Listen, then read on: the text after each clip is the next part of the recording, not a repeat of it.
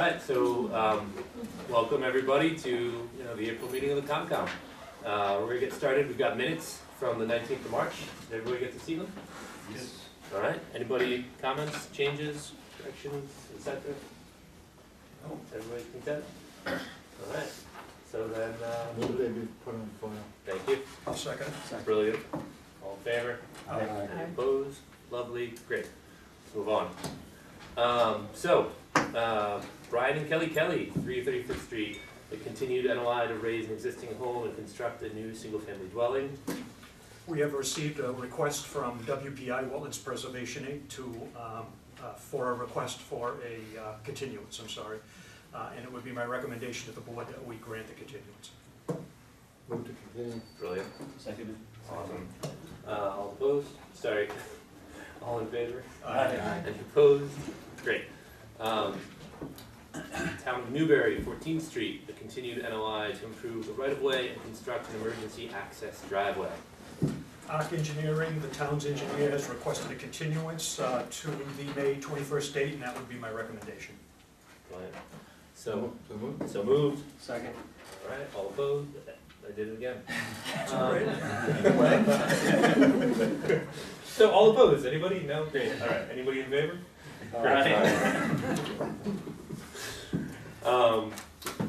Jacqueline McKenna, 11 Riverside, a continued NOI to replace a deck platform, conduct landscape work, and after-the-fact approval for repairs to an existing revetment. Their representative, Tom Hughes, has also requested a continuance to the May 21st date, and that would be my recommendation. Move to continue. Second. All in favor? Aye. Any opposed? Thank you. All right. All right, so now, Lori Mueller. I did that right? Mueller, yeah. 116 Old Point, a continued NOI to construct a single-story addition to an existing single-family home. Step right up. Yeah, I was gonna say, I hope you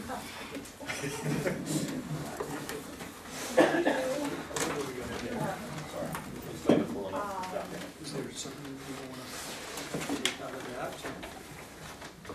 So that's the planting schedule. That's an older So one. that was, one of the things you asked about was the planting schedule. Did we have that on there? Let's see it. I dropped it off. Those are the two copies, the two. Two copies. Yep, that's the only thing that we have. Okay. Yeah, Okay. what do you got underneath? What are you hiding? I'm not hiding. It might be in there. Just look for the sheets. Okay. I sent to, I had we were just at two hospitals today. so Yeah, I'm a little my mother's in tired. the hospital and my brother's in the hospital. Oh, I'm sorry. That's okay. So, I had Ed Dixon redo with the flood zones, Yes.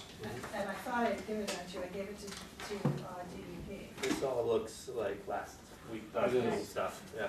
Okay. So I thought I gave that to you and a list of Planting. plantings, more detailed list of plantings that went Check with your the. desk to see if it's on there. I mean, I can get you another copy, I thought I tried. You did. And so that was the only thing I had to add to that. And we got the DEP And we number. got the DEP number. Who's here? Who's here? Throw that down there under the table. So I can look at it from there. Well, while he's looking through it, do you have any stories on it, regarding the changes that did come through and? So what were the listing, do you remember the listings, the plant listings? No, because I went through the list and I added one for assets to the bushes. Okay. So, So we have a mix of bushes and grasses. and then You've got those listed here.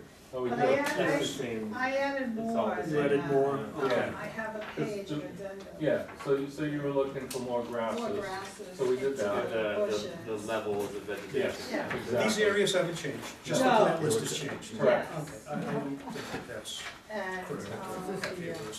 I don't have the DEP number. And we got a DEP number. That, we did list, Okay. so we put that down for you. And did DEP say anything? I think DEP's satisfied now. I don't think there are any other comments from DEP, and these guys have certainly, we've got our footprint, we've got our sectional, Got piling. we got pilings, got a piling plan, there's nothing underneath here, they're gonna leave this open, so that's not an issue for us.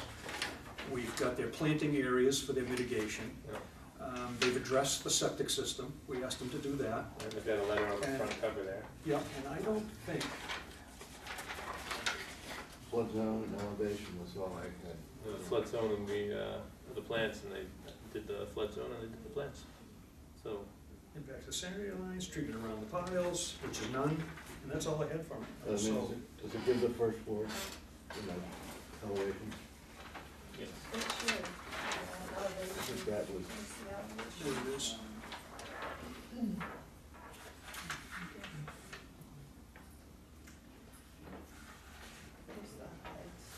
Yeah, so the lowest point, Yes, I'm just trying to find it, it's minimum really, was 2 feet at the, am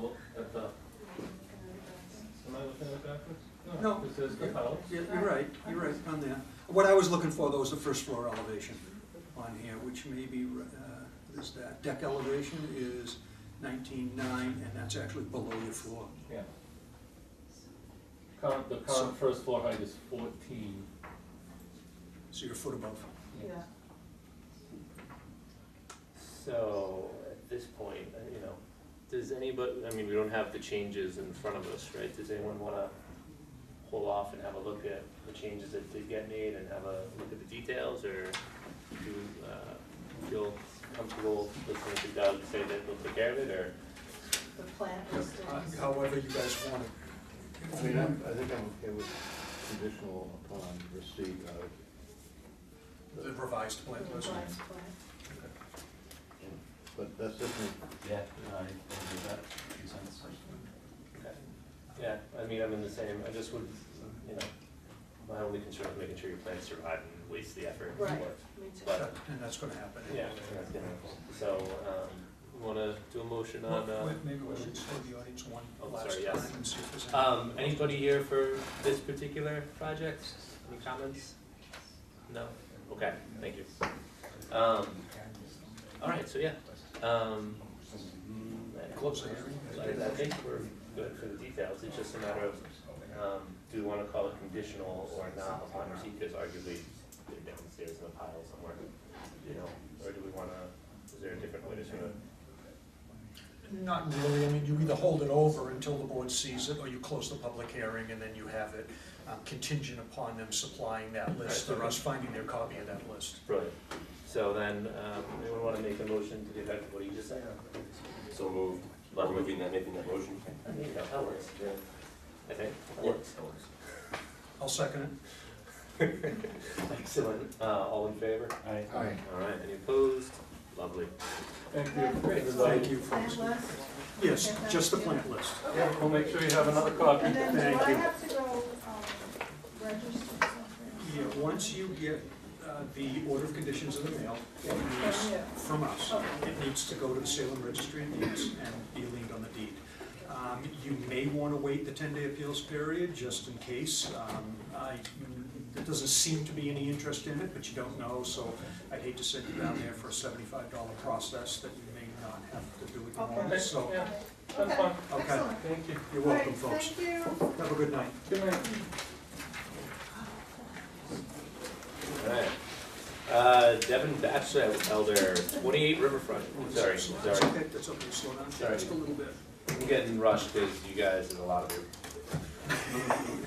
You feel the pressure? I don't know, let's turn these over. People wanna go home. I don't blame you.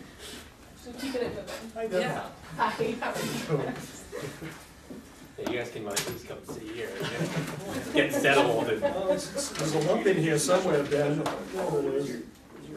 just pass it around. custom piece there. My hand doesn't hurt Special tonight, pen. so. I'm right with this one. Those are-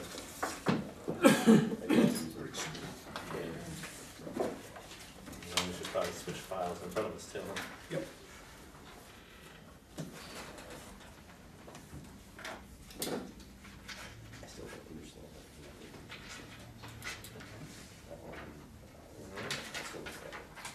All set? Brilliant. All right. So now we can start. All Alright, so Devin Batchelder at 28 Riverfront, a continued NOI to relocate an existing paved area, perform invasive species management, and rebuild an existing pier. Go for it. Want to summary where we left off? Brilliant, yeah. So I don't last think time. you've got a much bigger table than you did last time. That's true. The last time we were here, the DEP didn't leave a file number or comments, which is kind of a conundrum. And so I got in touch with them, and the reason is we are proposing to, I have extra plans if we need them, but we're proposing to remove some Phragmites and some invasives that are along the bank, and they want to consider that an ecological limited restoration project. I saw that. So we went through that process, and so we're all set, and we have our file number, and they are happy. And then we also got the okay from the Division of Marine Fisheries, and we're submitting our Army Corps self-verification form. Ooh. I think that's everything. Yeah. I Nice don't to know get how this much way. of this you guys have seen, or you want to look at now, but she, I have extra copies of it. oh, okay, she turned in a ream of paperwork. Yeah. It's a great job, no, really, a nice job done. It's a Pass lovely that write-up. down that way. There is another standalone document. Here is the ecological restoration paperwork that approval she from talked fisheries. about. Good lord. It's 19 pages if anyone's curious. No way. Oh, yeah, there you go. That's fantastic. It's dense. It's, But Pam at the DEP was very helpful. So. well, it was very nice of you to help him through. That's, it's a limited project, all right. She did agree that she thought it was a little excessive. Okay, I'm glad that they at least admit that, and she also posted in the Environmental Monitor, so Okay. that proof is here also. And these I just printed out, they are actually just pieces of that larger plan. One thing that the DEP recommended was for us to ask that when we do get an order of conditions is to include a condition of perpetuity so that we can continue to remove and monitor invasives even after the order of conditions has expired. Are you sure you want to plant common sneezeweed? No. It's in the conservation mix, common sneezeweed. Sounds. Doesn't that sound like fun? Yeah, doesn't it? You gotta mix it up. I wish I could take just one plant out of the mix, but I'm afraid I can't. Whoever named that was definitely. They were having an off. They were, no. Right. Some of them are about. Working with silence on the ACEC. Well, it sounds like, they're thinking, I mean, I'm content for once, whenever happens. I do actually have questions. Strike while I haven't seen Of this. course, So let's just talk herbicides. absolutely. What, I believe in your original application, it just said glyphosate. Exactly, only on the salt marsh area, no herbicides on the bank.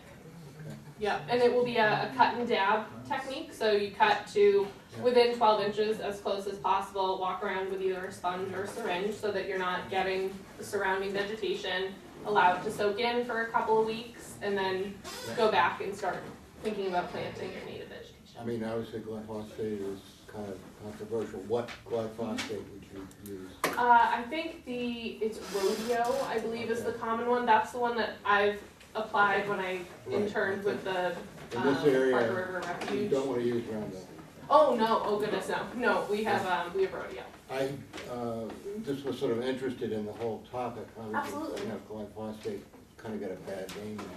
It does, and I think Never had a they're good name. they're investigating it as a carcinogen and all that fun stuff Right. right now. So I asked Peter Phippen, you probably know him. I've heard of the name. Right, he does a lot of, invasive removal in the Great Marsh. Follows the lead of the Fish and Wildlife Service. And the way, I asked him what they use, Yeah. and he says, we intend to use, which means obviously they've probably been using glyphosate, but they're trying something new Okay. with, I'll tell you.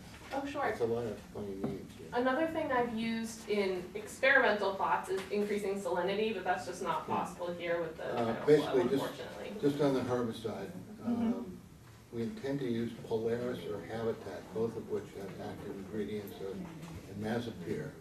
Okay, And I think it's just something to, get away from the glyphosate. I don't know how we might condition this, but we might. Well, At least just get to more- speak to what you're talking about, I've done some of this work in the past, and usually we use glyphosate first, but because it's broader acting, and the imazapyr has actually got more of an environmental impact and more of an impact on the soil, and it has a broader ecological impact. I think it tends to bioaccumulate, doesn't it? Whereas Yeah, it's a little glyphosate, I'm pretty sure nastier. breaks down. Yeah, it breaks down quicker, and it generally, it's just restricted to amphibians as having negative side effects, whereas the imazapyr is a little stronger, so to speak. Yeah, what do we got?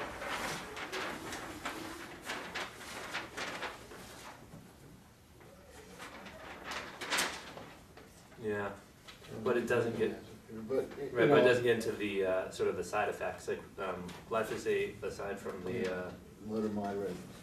what, right, but, in the sense of what the acute, damages are that are associated with them. The acute problem with the glyphosate is amphibians, and the acute, impact with the imazapyr, this bioaccumulation is one, and, there's some other detail where it actually has a broader, I think it threat. impacts, glyphosate impacts, I might be mixing this up as either grasses or broadleaves, and the other, it impacts both, glyphosate, something along those lines, I kind of Glyphosate, forget. interrupts, the flow of chlorophyll, or something like really broad. If it's green, it'll impact. And then the imazapyr, it gets into, some, if I'm remembering it right, something where they trip the movement of sugars. So it goes down a notch. And anyway, this is all vague, and I just, in a manner of speaking, personally, all it boils out to is I worry more about imazapyr. Without getting a bit of For whatever reason, I think the refuge, Well, that's also, they may have used up the glyphosate, like the plants there that are still there have got the resistance to glyphosate, and so they've gotta turn up the, I think one advantage seems to be is you can take an emergent, you can use it in the springtime. I think it's more effective than. Now, is it commonly available to someone I to, have no idea. that's the only thing, like, I know I can, Someone's, as a private citizen, can get a hold of rodeo, but I don't know. I'm just gonna give you a couple of things. Oh, please, I'd love to research. Take a read on those, and I think, Mhm. if anything, I would like to consider condition that whatever herbicide used must be suitable for wetlands. No problem, absolutely. If you end up using it even up top. Okay, we'll definitely do the research and see Even what's if there's- available. Not a problem. And I think it's kind of an interesting topic, whether, like, Roundup, you can buy in Massachusetts, and you can apply it on your own property. Right. And so I just wonder about rodeo, if that's. That's the ones that the refuge License. uses. It's, to my knowledge, it's a different mix than something like Roundup. They both have similar active ingredients but different mixtures, is my understanding yeah, at least Roundup of how and that rodeo are works. both glyphosate active ingredients, Mhm. and then the surfactant in the rodeo is, no, sorry, it's the other way around. There's no surfactant in the water safe version, so that it goes straight and binds to the soil in the water. Mhm. Whereas in the rodeo, they actually have a surfactant to help it stick to plants that makes it less soluble in water. Now, one of those things I printed up is from a local guy's reprint from the Conservation Commission, MAC handbook, and that's more about removing, physical removal, and then they have this other thing, Nature's Avenger. It's, looks like it's just some citrus degreaser, basically, Okay, that, we'll certainly look into it, absolutely. we hope your neighbors will all find this to be such a success, they wanna get in on it. I know that they are looking into options as well. But, I think at some point we'll have to really try and figure out what the recommended thing is for all your neighbors. Yeah. We really need to do that now, don't we? Not at some point? Is this something, you plan on continuing this till we figure that out, or is this something that you I want? don't really think it's necessary, because clearly some people are using rodeo still. I would just say, it has to be a wetland compatible herbicide. And not get too specific at this point? Yeah. Okay. Do you want to start out with do they need to start out with the natural citrus before they move on to? No, I don't Or are you? really believe so. Okay. Sounds like, when do you think we'll even get to the So lower reaches there? we'll start with the slope. My hope is that if we can get this moving, we want to get the slope planted in mid-May so that we can hopefully have good stabilization by about July. If we have good stabilization by July, before seed heads have emerged on the Phragmites, we'll go in and do the cut. If it's emerged, we're gonna have to wait a year because we don't want to spread the seeds everywhere. My hope is that we can do the cut in about mid-July again before the seed's gone to seed. We do the cut, you apply, and then you have to wait till about mid-August to make sure it's soaked in appropriately, and then doing plantings. So you might get to the season, but it might not. Depends on if the slope is stabilized or not. No, I think that. So we're gonna follow I think it was just, I felt like we needed to have a conversation about it. Absolutely. It's kind of a, It's a moving target at the moment. Yeah, it is. But I think the one point you make that's good is like the way the wind blows down there. Like, I don't know, I didn't notice this detail, if you were thinking of the non-water safe formulation being used some distance further back, but the way the wind blows down the river, if you're on the wrong day and the gusts come through, it doesn't matter how far away you are. And maybe that comment you made about using the water safe formulation even a little further out. I mean, I Might would be say a- if you had to use, you decided you needed to use it up on the Nahu, that it should be the same. It's wetland compatible. Remember too, she's gonna wick and drip, so she's not. Right, there won't be a spray. Yeah, there won't be a lot of airborne, it'll be pretty target specific, Oh, so. yeah. No, this is more in the preventative ounces, or, being pound cure kind of stuff. Good. But, For instance, if you wanted to try an experiment, Absolutely. use a magic here in one area and, just see what.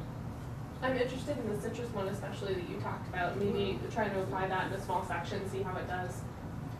I think the marketing department might have been at work with. Oh. they might need to go back to it That's too. good. Sounds a bit like a We can order you a superhero, suit. but sorry. If you give me your measurements, I can put that cut out for you in a little corner. Any other, Yeah, from this end of the table. yeah, I'm good. are you good with the planting plan? I think the stuff up by the house, we were fine with. She has some revisions on the dock after working with the Division of Marine Fisheries. Are there any questions relative to that? Laid out pretty good. It is laid out pretty good, yeah. Anybody here, any neighbors, anybody here to comment about this? No? Okay, lovely. So then, I suppose, are we good? Move to close it. Lovely. I'll second that. All right, so then, and do we wanna, are we conditioning anything, any kind of language, or you feel just education is good enough and I'll she'll? make a motion that we approve the plan, conditional upon, use of, wetland compatible herbicides. Rodeo no Roundup. And are we gonna grant in perpetuity that she requested? I don't see why, if we don't, it just becomes a struggle for them all the time to remember to renew the permits and then to have to go through this amount of permitting each and every time. And I think that this homeowner here is as responsible as anyone I've seen, so. I don't have In any issue. perpetuity, let's say that it's in perpetuity, well, I don't wanna say in perpetuity, I wanna say conditional upon this owner. Because I don't, well, you guys may be here for a very long time, in a happy life, where it changed hands, it could be abused by I a would- less educated and enlightened owner. Perpetuity for present He owner. just called you his name. You're doing all right. Most people do come out of here with compliments like that. I'm, anything I can do to promote marital harmony. It's not your authority. She did an excellent job at the fire. Definitely outside of my authority. Stay out of the marriage council. Yeah. All right, we're gonna take this to a motion? Yeah, I think so. So do we have a motion? I moved, I Moved think it? we add on the, In perpetuity and the, perpetuity conditions. gotcha. Alright, So that's moved. so moved. There we go. In a second. Anybody? Second that. Lovely. All in favor? Aye. Lovely. Any opposed? Lovely. Lovely. Just so I know, how long does it usually take you guys to issue orders so we can order the plants appropriately? Because they require a window. A good couple weeks. Okay, no Because I problem. have to get in, I have to do my portion with it, it goes over to Absolutely. Jennifer, she does that, so, I mean, in a perfect world, I'd like to say a week, but I don't want, you A know. couple weeks Yeah, is I don't want to a give you, good estimate. yeah, it's more realistic, so. Thank you. And then just be aware, there's a 10-day appeals period after it's ready. Thank you very much. You're very welcome, nice job. Good luck.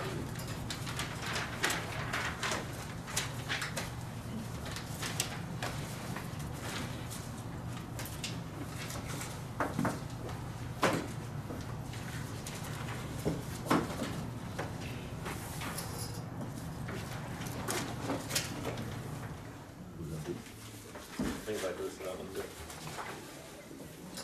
That's mine. Okay.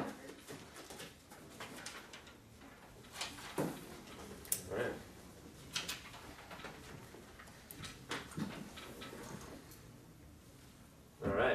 Alright, Roswell Lion, right, Lion, 46 Main Street, an RDA to install gravel driveway and add an addition to an existing single-family home.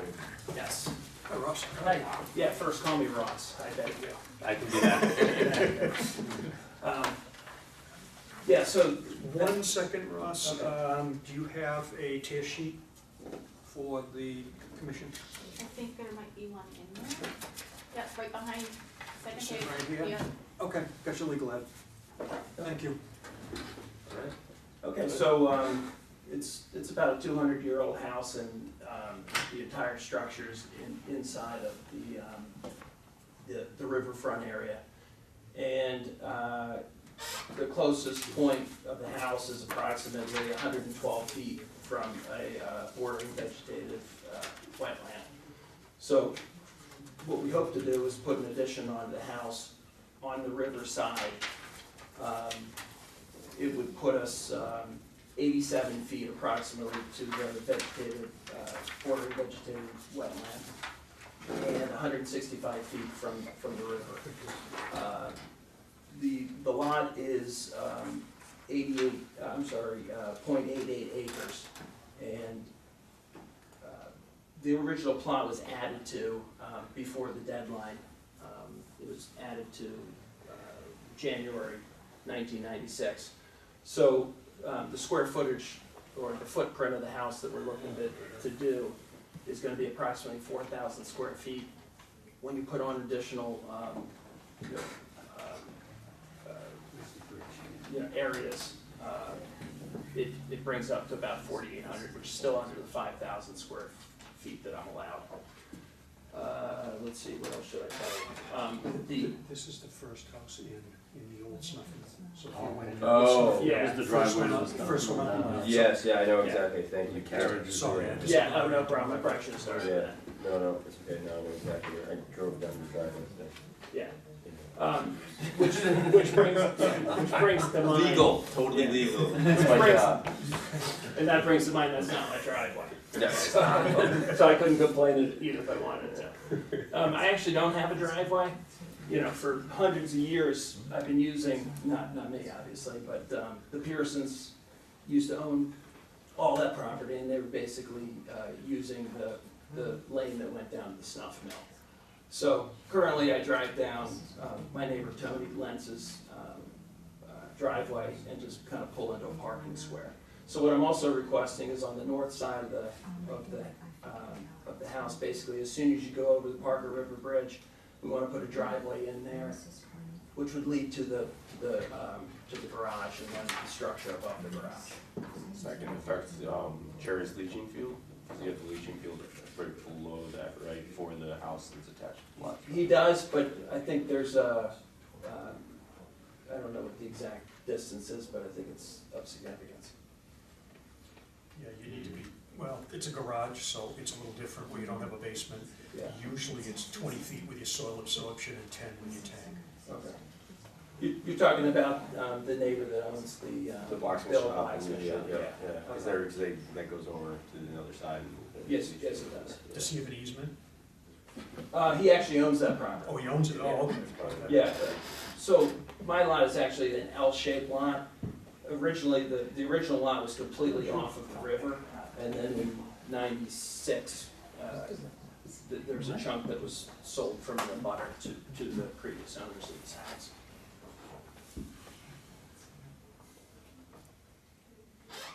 It's all just that tiny bit that's impounded by the snuff mill between the two dams. Yeah, I'd love to put an addition up on the high side, but I don't have an easement on that road. And the septic tank is there, and then the house is also, you know, the existing house is sited like 20 feet from the neighbor's driveway, so there's absolutely no room on that side. The tank is on, you know, in the back, and then the leaching field is on the back as well. So, there's really no other place to put it that would be further from the river I'm thinking that the driveway. than the existing structure. The driveway's right here. The new driveway would come in. The new from all this driveway would property come in line. right here, Right. Yeah. and how he comes in here. Yeah. Ross, the only thing here is, where's your limit of work here? It's graded down towards the river. Yeah, so we need, the only thing I'd like to see here is a defined limit of work, so some hay bales that need to half loop this.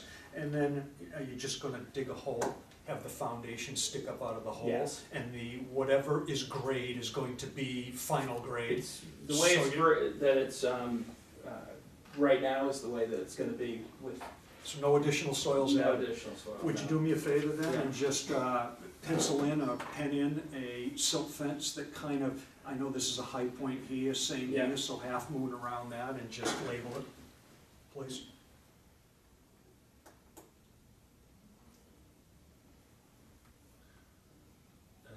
Hey, so, Ben, when you went visiting today, Thank you. did you see anything interesting worth talking about? You know, his, He needs a new bumper on his truck. I did see that handy one. Yeah. you're getting outside your authority. Yeah, again, it's outside of my authority, but I can't What say. gave that away? Oh, sorry. It's okay. You know, just listening to the conversation, there's a lot of, you know, the property line here, water line there. Yeah, it's a really. There's a lot going on, Mhm. which sort of, you know, it sounds like the property is more complicated than the project. It's a complicated project, because the property, so Tony's the next house down, and then, is it John, who's the? Jean Paul, yeah. Jean Paul's the next one down from there. Yeah, so, I mean, it is a complicated little property, Is that what you went out and had a look at it? Yeah, I've been out there a couple times, Ross, and I've stood there and taken a look at it. who's doing the work? That's to be determined, but, Jason Tate would probably do a majority of it. Yeah, it's a pretty simple project, it's just navigating this whole process.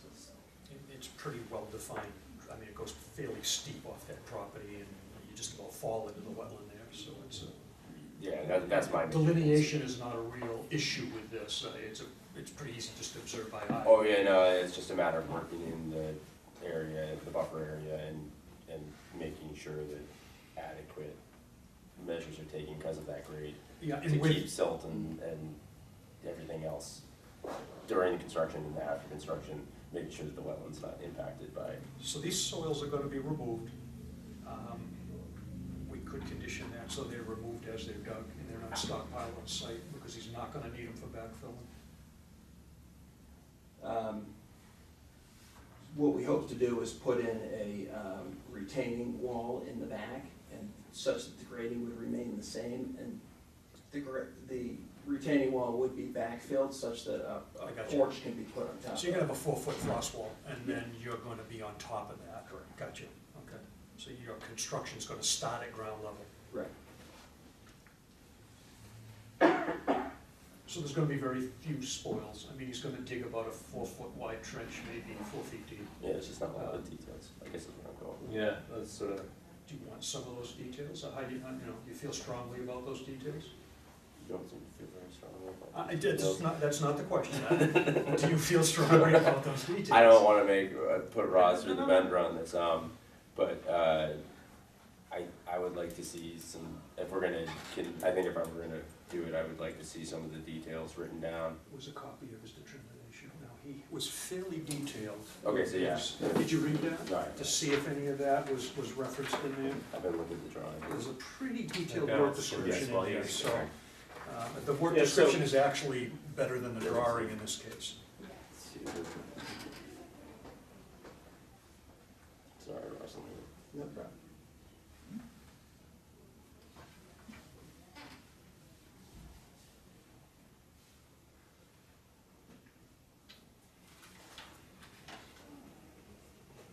Did that answer any of the questions, or there something else you want to see? Do you want you getting at a construction schedule? Is that something that you want, so you can tell how it's gonna be dug and where the materials are gonna go?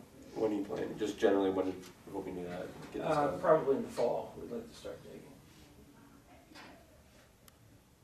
Mayor speaking, there's certainly, we wouldn't be putting off your project if we, went through that. As long as maybe we can call out a material to use for the silt fence, be a little bit more specific about. If you'd like to do that, it's not a practice that we've been in. We've been in you control your silt with whatever product. I try not to get product specific. Yeah. If I tell him to use a specific problem and then it silts up and he has an issue with it, you told me to use it, so. Well, is there, You don't usually like to go there. Yeah. is there an erosion control product you're thinking that would not be useful? That would not be helpful, no? But maybe like a doubling up of I'm a what little, was chosen? yeah, maybe, especially if it gets pushed back towards October, November, when we expect it to rain. There might not be grass or growth on it Correct. throughout the winter. Right, so then you've got it there. That's when I don't wanna drive by there and see like an overloaded silt fence that's That sagging. makes sense, but there's nothing wrong with Sediment. that. Well, is that something too that, I don't know, the way you're building out the schedule, but can we, is there a chance to get this done when the grass could come in? Yes, there's actually a very good chance of that. What we're trying to do is, we're trying to consolidate 2 families together here, and we were thinking that it would take my girlfriend who lives up in Hampton Falls, New Hampshire. We're expecting that to take a while for her to sell her house. It looks like she's already got one. So, you know how things work. So, yeah, the schedule's kind of fluid as a result of that. Fair enough. But certainly that, based on, how things are going, like right out the gate up there, I think that's probably not just possible, but probably probable. Okay. Earlier you can do it, the better. Yeah. As far Yeah. as seasonality, getting grass down and avoiding a lot of rain. And maybe considering the steepness and the chance for, disastrous rains at exactly the wrong time, Right. doing a doubling up of the erosion control, probably not a bad idea regardless. I'd say that it's gonna be, it ends up moving backwards at past mid-September, doubling up is a good idea. Okay. Right. And then, do you want to, how should we phrase it? We can ask for, schedule work to make sure everything's clear, or perhaps we could just condition, A, B, C, D, and just sort of build the, That's up to the board. Even though it's a determination, it can be conditions. It's not as solid as a notice of intent, but you can easily condition Right, I it mean, once. it's just an alternative means to be the same thing, it's just how the paperwork flows. It's whether you want to see it again at next month's meeting, or whether you want to close it contingent upon us getting a construction document that would talk in a little more depth about how they're going to excavate, where the material's going to go, and what he's going to use for silt fence, and that'll be his choice, what he wants to show as a silt fence. I'm fine with that alternative. Yeah. Okay. Yeah, absolutely. Contingent upon Yeah, then. Yeah, All right. I'm fine with contingent upon. Anybody else wanna, anything from the rest of the board? I just had one question, having that big of an addition, is water runoff from the roof a concerned at all with being so close to the river and everything. Mm, What to do with the runoff? good question. We did have some conversations about this, and it seemed to be a trade-off between the runoff, once the project is done, compared to, you know, additional disturbance in putting in French drains or gravel or anything like that, so Okay. And it would I'm have a lot, definitely open to the best solution. it would have a lot to do with what his soils are on site too. If his, anything from A to D soils are anything from an inch to, it's not gonna accept anything at all. On those drawings, do you happen to know where the current drain lines go off the roof, or is it sheet flow or the gutters? It's just, it comes off gutters and then Right. sheet flows. Okay. It's just, it's an old structure, so if you wanted, if you wanted to see if there was the ability to put a small catch basin out there and run your, try and infiltrate some of that water back in Is there room before for it that? runs to the river. The more that you push that, the closer his disturbance in his Right. footprint's gonna get to the river. What about like a rain barrel type solution? Would that be reasonable, feasible? Do you have any thoughts on the matter? I think it's reasonable up front. I don't know whether it's, if you're looking at it for a long-term solution that someone's gonna maintain all the time and have the roof run up, I doubt it. Unless you're at raised beds. Yeah, unless you're really into that kind of stuff, it's gonna overflow, you're gonna tip it over, and you're gonna leave it laid on its side, so it's probably how it's gonna end up. There is a little, It's great. based on, how the addition will go on to the existing home, there is a little, I mean, this is I guess I'll call it courtyard that is, water. on the, away from the river, from the new structure. That much water isn't gonna affect.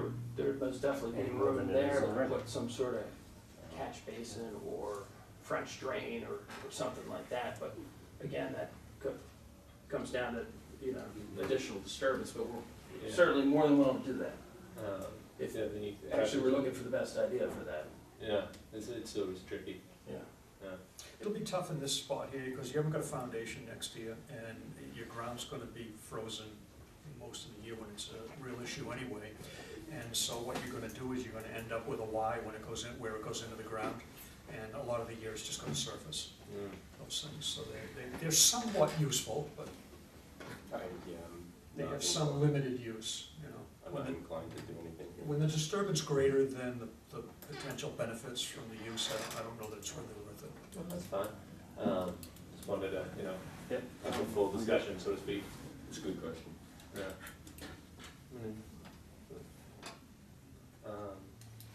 Alright, so then, it sounds like, we've got a preference to go through the scheduling, come back in next meeting? No, condition, Contingent. okay, lovely. So then anybody, out in the audience here for this? No? Okay.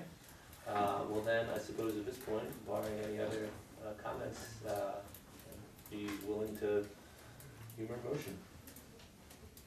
I will make a motion to accept the project as presented, contingent upon receiving those items that will make clear the silt fence and a little bit of a construction schedule, so that we understand how the on-site soils will be treated. Seconded. Alright, all in favor? Aye. Alright, any opposed? There we go. Thank you, Rose. Thank you very much. Sorry again about the phone. I just saw it today. Oh, no problem. I did clean the phone off, it's looking pretty good. Oh, no, you You just try to exceed your authority at every conversation. Absolutely. There's like foam coming out. Gotta let it dry before you cut it. Oh, yeah, man. I've always wanted to know who lived in that house, now I know. Good to meet you.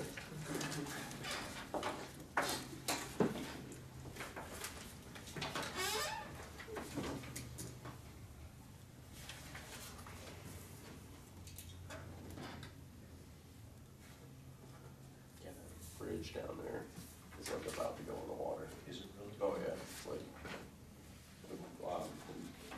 west side, So over the yeah, behind. to get to the Fishway, the west side is like completely about to buckle. This is the first time I usually walk over, I got down there, and I got like halfway out, I was like, I don't feel like I'm swimming right now. Yeah, the water's still pretty cool. Yeah, Alright, I'm gonna have to talk to the people on the other side, try and access it.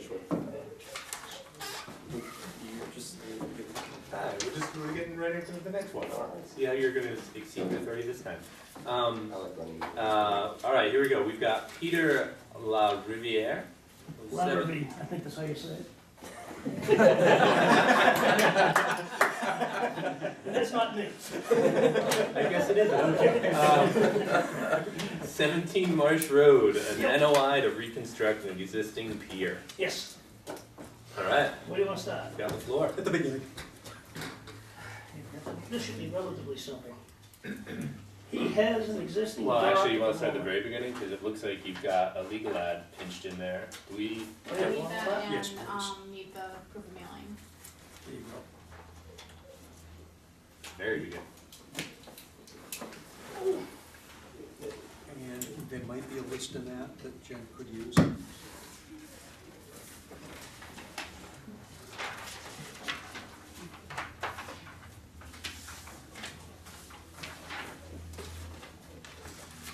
Do you have the abutters list that was given to you by the assessor's office? Yeah, I should have. Yeah, well, I don't, hold on a second, there's some more paperwork in here. Paperwork, it's over there. I don't see it.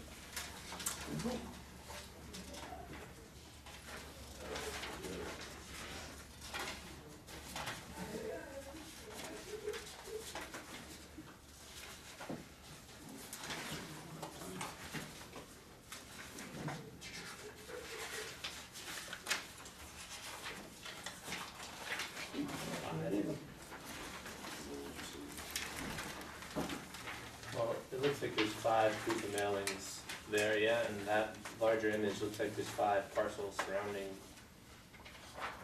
Is that right? I mean, this is a parcel, so what, we've got 1, 2, 3.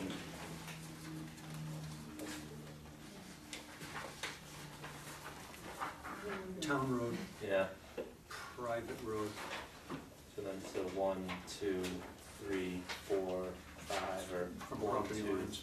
Yeah, so how many feet is that? That's a good question, I don't know what the scale Yeah, is, there's no it's just scale kind on of a, yeah, it's probably not to scale. 1, 2, 3, 4, 5. They have to go home. They notified this. Yeah, This is the property one. yeah, this is the house right here. Yep, 5? so this probably. I have Oh, you have It's all 8. shared driveway. Okay, I'm just counting off Shared what it was. driveway With 21. He's got 8. 1, 2, We're good. 3, 4. Okay. So anyway, the existing dock right now sits right on the marsh. And there is believe it or not, there's an access road down to it. And it's sitting right on the marsh, and it's obviously killed the grass in that one particular spot. It's like a concrete, Huh? it's like a tarmac. Yeah, Yeah, it is. It's a nice It's a road. tarmac road right in. So basically what I wanna do unusual. is just build an raised walkway, 30 feet long from that road, and then an aluminum ramp going down to the floats, the existing floats. Okay. And that's, well, what there is to it. And in this picture here, you can show, it shows where the docks are out of the water, you can see them, you can see where they're laying, and actually see the footprint of where they lay. So basically, putting this thing up on posts, it's gonna get the vegetation to grow back and make it better.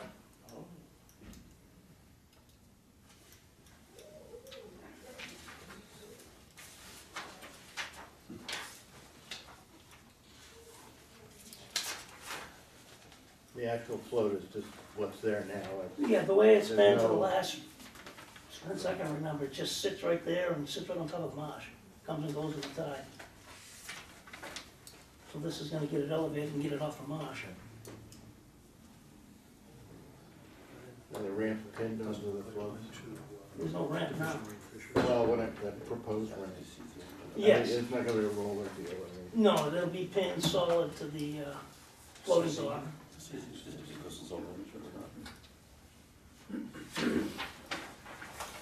That's a good question, I didn't think they'd make Devlin take hers as far as they did, but it certainly looks like they did. Probably good for the DMR. I think it needs to go to DNR. Yeah. Would DEP pick that up and kick that for him, or does he have to? Did you see? He had a couple of comments. Yeah. Oh, lovely. There you go. Needs to submit. I don't know, it's a dock, I don't know why you'd need riverfront analysis, but I guess that can't go anywhere else, it needs the water. Needs engineering plans showing existing elevations. Permit might be required for GP three. Where's the chart? So, as proposed, it requires a 401 and a 404. It would be one or the other, and I don't believe it requires either of them because you've got nothing permanent in the water. Did you take a look at the general permit, the Army Corps of Engineers general permit? Did I? Yes. No. Okay.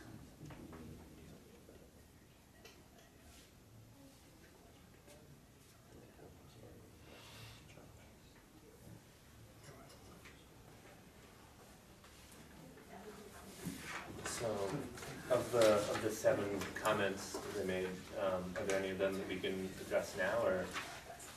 Well, I don't know, you know, what they asked for is it's located in the riverfront area of the Parker River. Well, it's a pier, so that makes perfect sense to me. I don't know why you'd need to submit a riverfront analysis just to say to them that it's a dock, it can't go anywhere but in the river.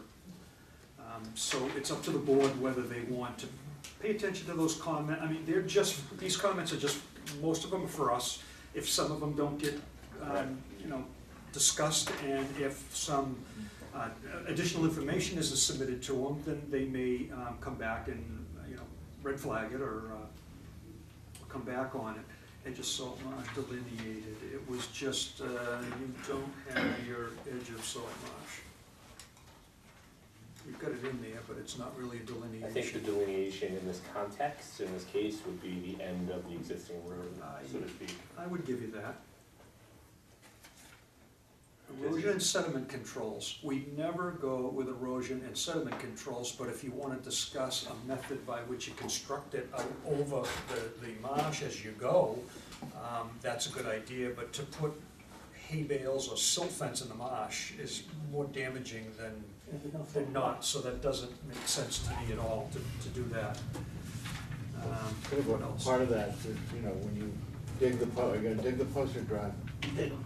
My hand's so soft. I mean, you know, just something to describe what you're gonna do with the dirt, you know.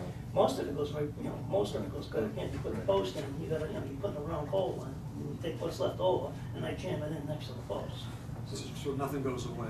No, it's really, we're talking 6 by 6 post, Yeah. not a lot of material at all.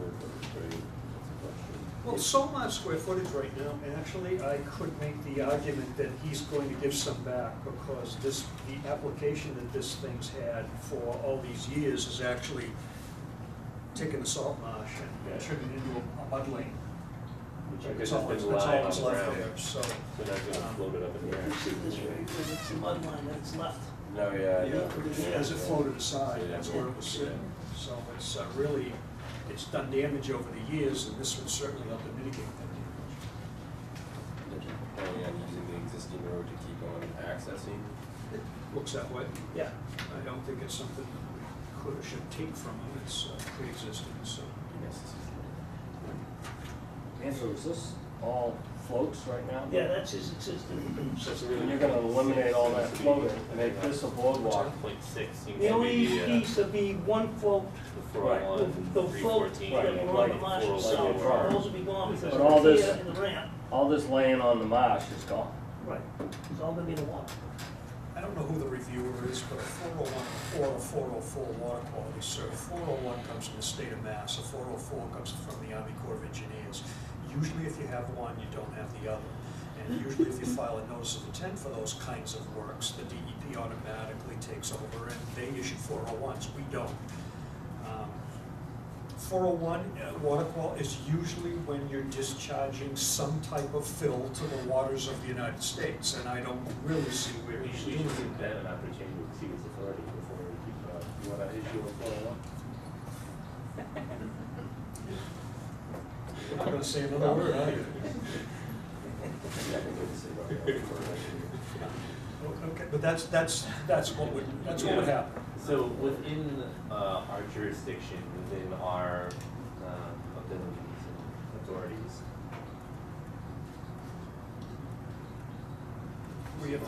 We have the salt marsh and the impacts of the salt marsh. We have the, we've done the delineation, we've addressed the sediment and erosion controls, we've acknowledged that we're gonna gain salt marsh back. only one thing that I didn't pick up on yet either is that it was not submitted to the Division of Marine Fisheries.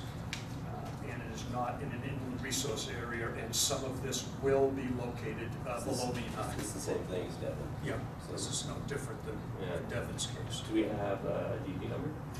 And so even this existing dock, you're gonna have to modify just a little bit. I would wait to hear from them to see Okay. what they're gonna require for modification. All right.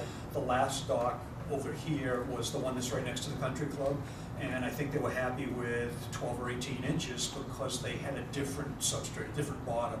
Yeah. The bottom changes along the river. In this case here, they made, It's 100 yards up. No, they got CCM over. oh, CCM put it back up on it? Oh, yeah, they had to go and keep it at the original spot, and there's nothing on the marsh. They had to build a new gangway tied into the rock right by the. All the way down. All the way down to the floats. Yeah, rock was on the Davies property. Fred gave them an easement. It burned. They weren't, whether they came into permit, never got originally, they had to modify it for all that. But I think it does have to go to DMF. I'm a little, I don't know where this is for me, some of this stuff where it's like, it comes in, it's like, are we reconstructing an existing pier here? Are we it seems to me like we're constructing a new pier. We're replacing floats and constructing a pier. Sounds right. Yeah. Okay, just, I think it's one of those things that moving forward. Yeah. So I don't know if it changes how we consider it. I mean, it's an NOI, so it's not like it. But we still have to. It depends on the history of the 91 topography. And I have no idea what that was. So it sounds like we're gonna be coming back. I think that, but we need to submit to the Division of Marine Okay. Fisheries and get their comments. That's fine. Yeah, and their comments are gonna likely lead to a modification of this dock. We'll see what they go. All right. Yeah, it looked like the spacing was correct already on the gangway, or on what's being constructed. On this. Yeah, I looked at that, the height and the height Well, and deck spacing was correct already. You notice on Devon's they wanted. Yeah, no, this may not be high enough. They may Well, ask about that. they asked for a 1.5 to 1, but it starts to get so darn high Yeah, that it's counterproductive. So I know Devon went a 1.5 to 1. I saw Kind of a that. compromise in the middle there. Yeah, so there's gonna be some counters. Okay. Yeah. So, how do I send to Fishers? You send, your application goes to the Division of Marine Fisheries. Full send? Yes. Okay. Yes. Get it up? You send, yes. Get it up? Yes. See, I got it all. Yeah, You guys can take it. and they will write you back comments. You will get a letter from them on their letterhead. Get the address. Yeah, it's, It's as a matter of right in fact, there. yeah, it's gonna be It's right, in here? it's right inside the body of your notice of intent. If you go to, Page 4, subchapter 5, it says like that. no, it will be page 6 of 9. Oh, And it gives you the north, it gives you south and the north shore down there, those two addresses. yeah? Okay. Yep, that's, first one South Shore, so, go to the one on the All right. right, so make another copy of one of these and send it to them. Yes, All right. yeah, a complete application, send it to them so they can see it all. You can email it if you have it electronically, or if we have it, do we have it scanned in? Now you're pushing it. Well, we have it scanned in. Jennifer usually scans it in. I Yeah, just- it should all be uploaded on the website. Because you'll have all this stuff. You know. We have all the, well, Yeah, you have this all is this. all our copies, and we've already entered it into the system, so Okay. we do have it digitally now, if that's something that helps you. Should want to email it to you. Would you be so kind?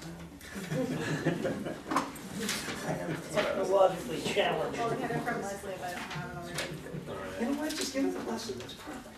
So then anything, there's nothing from this body to to move to discussion before we're just basically waiting to see what the other commentary comes down Any, as? yeah, if there are any other That sound about right? issues that you have, let me know what is now, maybe next month we can take care of this. Okay. Doesn't look like we have any comments. You wanna go to the, Yeah. Anybody in the audience here for this project? I think that was gonna go away. Hey, all right. I'm Bob Swisher, I'm the next door neighbor at 19 Marsh Ave. And, I'm in total support of the project. You guys work out the details, but conceptually, we think it's a good thing to do to get the docks up off the marsh. Cool. we agree. I support it. I'm Peter's daughter and Rachel. I'm here. So how do we say it? Larrabee. Okay, Yeah. thank you. Thank you. All right. Well then, I will give a motion to bring this back next month. So moved. All in favor? Aye. All right. And we'll see you next month. Okay.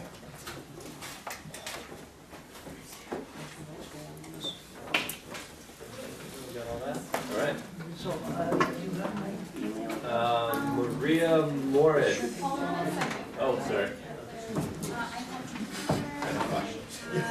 Yeah, come up, get Settle this. No, I can't have two papers.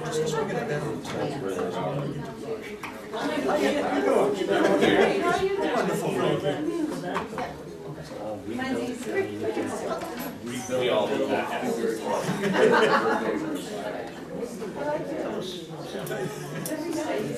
No, not mine, I'm not talking about me, I'm just saying, like, Well, you know what that means, right? You probably are gonna bring up some topic that like, we're gonna have to go, you just jinxed the whole affair. Well, then you first. No saying, come in and just say, you know, I'm afraid of you, it's terrifying. And yeah, they, I'm gonna gain control of this meeting. we wanna talk. well, you make it. All right, well, let's start with the table. There.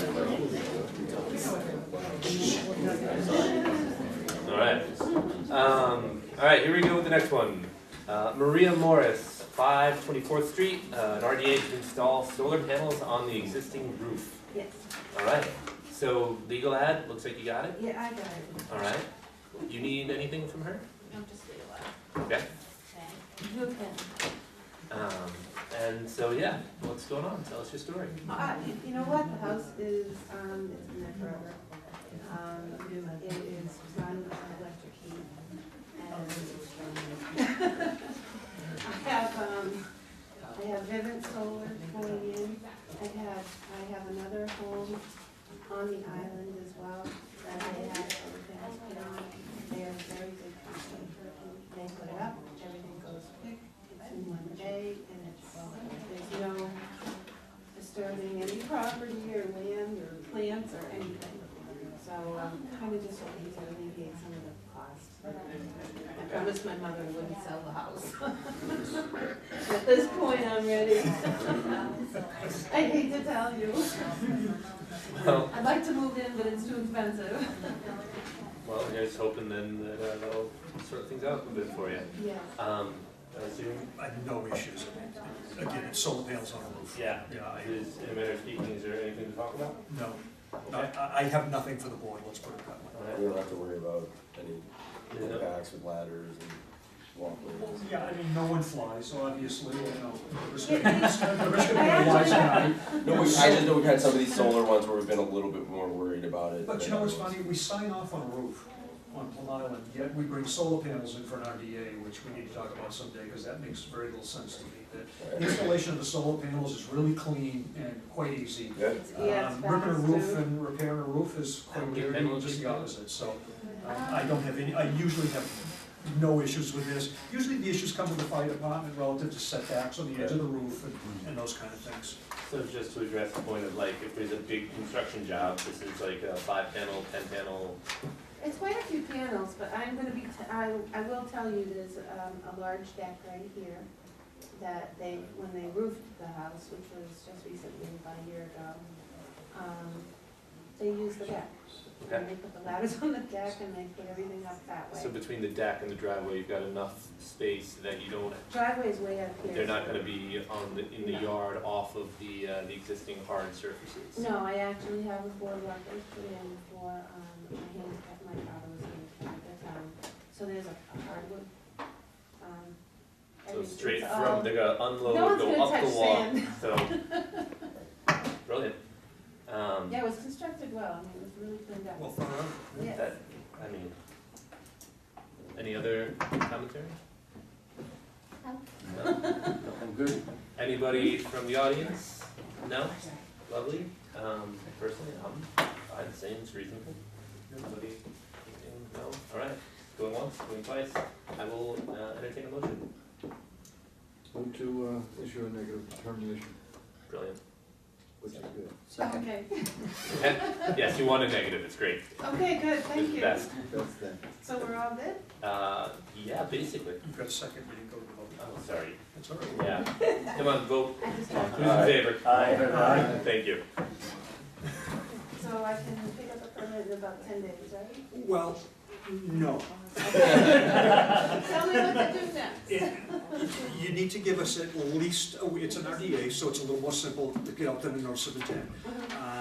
At least this week, and that's asking a lot. So let's say it goes out next week. Okay, There's a 10-day appeals period, but the 10-day appeals period starts the day after this goes out. So the postmark on the envelope that the document goes out on is the first day of a 10-day appeals. And the 10 days are 10 state working days, no weekends, no Right. holidays. mhm, Okay, so it's more like 2 to 3 weeks before you're really cleared to have them. I have tenants coming in June, so I'm gonna contact, if it's okay with all of you, that I can contact Evan so that as soon as I get everything, they can go. Yeah, you don't have to wait for us for the scheduling. This is just for them showing up on site.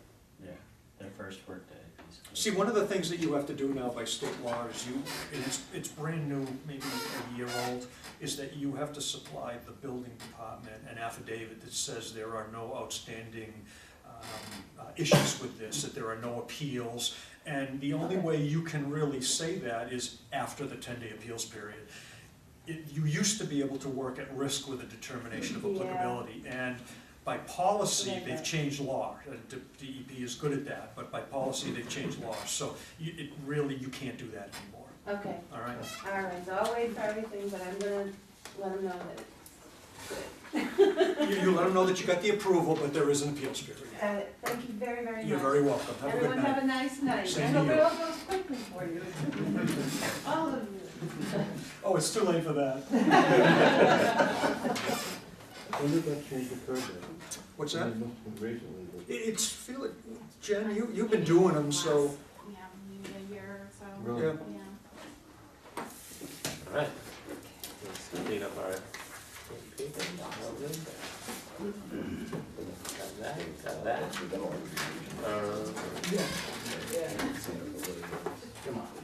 Come on, you're slowing the roll here.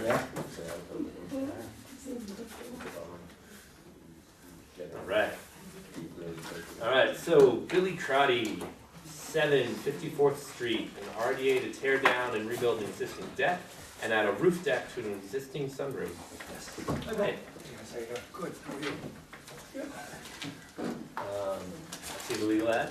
Yes. Lovely. And then,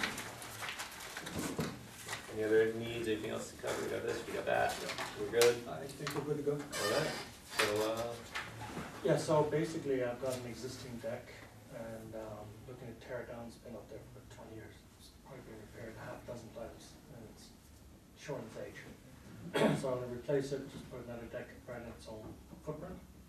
And then, as well as that, I'm looking to put a second deck over the sunroom, which will extend over the first deck a little bit, but won't be enclosed. It'll have water runoff. Not planning on putting in any footings, assuming I can use those Diamond piers? diamond piers. Yeah. So I'm not looking to disturb basically. That's why. building my existing. That's why it's got the RDA. so this is the stuff already in the ground, it's staying in the ground? No, what he's gonna have new piers, but he's gonna use the diamond pier, are you familiar with? Oh, the one, yeah. Yeah, I'm just following that. Pretty good idea. first base with the rods, that's pretty much what you got is a concrete first base and some rods. Yeah, they would have had that 20 odd years ago with the. Well, you know what's funny? Yeah, they did.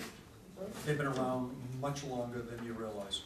But none of the people I talked to know about. No, I didn't know they existed until 5 or 6 years ago, actually, and they've been around forever, so. There are some existing footings from, work that was done a couple of years ago when the deck fell down and the fire came aboard. So they will stay, but the rest will be in that. Cool. So are you taking existing footings out and putting diamond piers in, or? No, there was some existing footings put in, with a permit that was gained about 2 years ago. Part of the deck fell down and a bunch of firemen standing on the corner. So I had to go through this committee to get that fixed.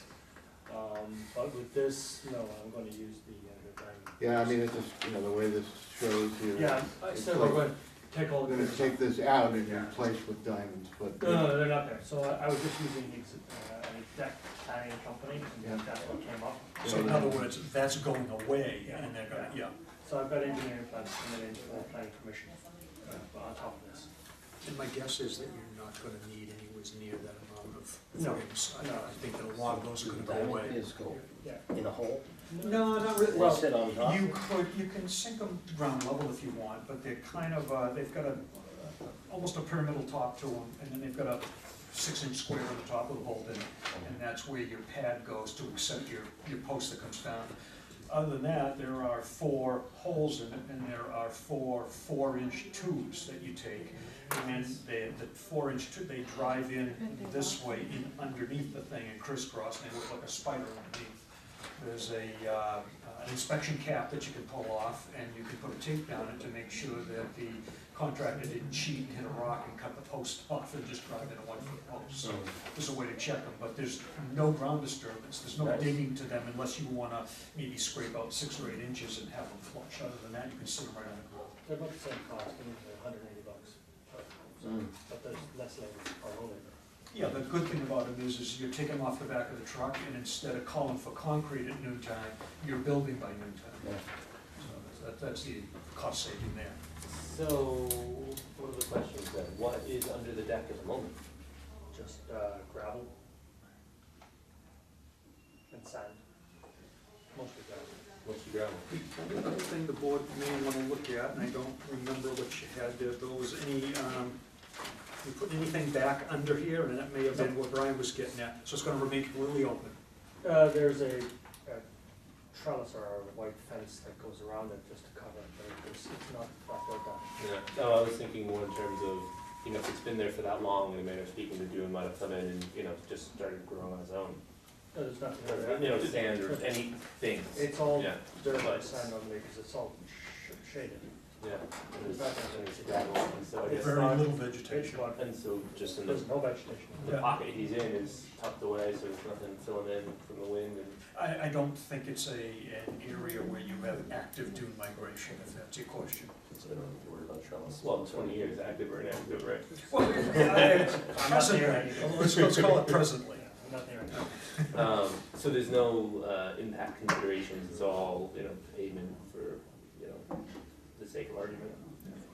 Yeah, I don't see as though the area is going to take any environmental harm other than what is already been placed upon it Right. from this activity. So then, same conversation then that we had with the solar panels, is just how is the staging gonna go, and how's the workflow gonna, you know, where are we staging our tear down and our build up and all So that I kind of have stuff? an extremely large driveway that is hard, it's got stone on it, and shells, that's where they're gonna put the dumpster. Yeah. So access in there, in front of it, there's also already gardens and beds that even stick out 6 or 8 feet from the deck. So that's already hard, not salty. So they'll be working on that, there's no sand or environment. And that sounds about right to your ears? I agree with it. Alright. Anybody else, any other lines of questioning, any other commentaries? The only thing I need, the 50% rule on the. On the ladders. Yeah. So whatever you put underneath that has to be at least 50% open. And be careful, because some of that white plastic lattice is much less than that. Some of it only has about 1.25 inches by 1.25 inches opening. So it's the stuff with the really big openings in it is the stuff that's 50% compliant. It's not very dull. I have trees all around it, 100 trees in it, for about 15 years. So I'm not trying to cover anything, it's already covered. So I could even do an old one. Alright, well then, I suppose, bearing no other last minute thoughts, anybody from out in the audience here to say anything?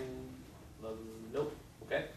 Well then, I suppose, at this point, I'm willing to give you a motion. Move to give a negative determination. Alright, all in favor? Aye. Any opposed? There we go. Thanks, Sean. You're welcome, Bill. Have a good night.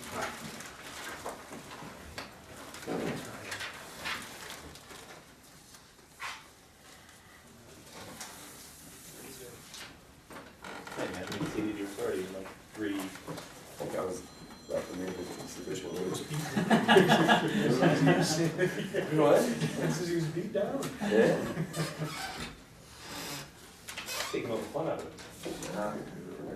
Saw a river hearing today, I got away, energy out now. You saw a river herring, A lot of them. and that did the trick. I have a lot of excitement about those types of things. Yeah, and it came in yesterday. Yeah, really happy. Through all the fish ways, or they work We'll see, they're just getting, I haven't the video yet, but we've got a bunch of video generated in Central Street, so we'll see. Tomorrow I'll go check out Larkin, see if they're there, but that's why I was down at the snuff mill to make sure that Oh, fishway was operating well. You were? And I was like, I'm not gonna go over that bridge. I thought you were just being a good conservation commissioner. No, I was doing my day job. You should have said that too. Alright, let's move on. Judith Hughes at 8 43rd Street, an RDA to replace 2 existing decks, install a dormer, and install windows and doors in new locations. Come on down. We'll find a game where you have to guess the prices on Yeah, it. like 2 conservation commissions, so I was Hi. Good evening. Good evening. How are you doing? We're doing well. That's good. I'm here to answer some questions she may not Seems have reasonable. answers to of the builder. Alright. So, we've got the legal ad, we've got all Do we have a the, legal ad here, but do you have the tear sheet for Jim? Nice. lovely. Alright, so then, are we all square paperwork wise? Yes. Lovely. Alright, floor is yours, what's going on? Well, I think we're gonna remodel the exterior of the house on this go around. We're gonna be changing windows, siding, roofing, and exterior trim. In that process, well, you already discussed the diamond piers, so everything that we're going to do with these decks, this is an existing deck here now, and there's an existing front entry deck and stairs. So what we're gonna do is replace all of this, and then up in the front, we're actually adding a little to one side of it, but about 40 square feet. So we're gonna remove 40 square feet off of this existing deck to accomplish that, and that was, one of the ideas that I think we discussed.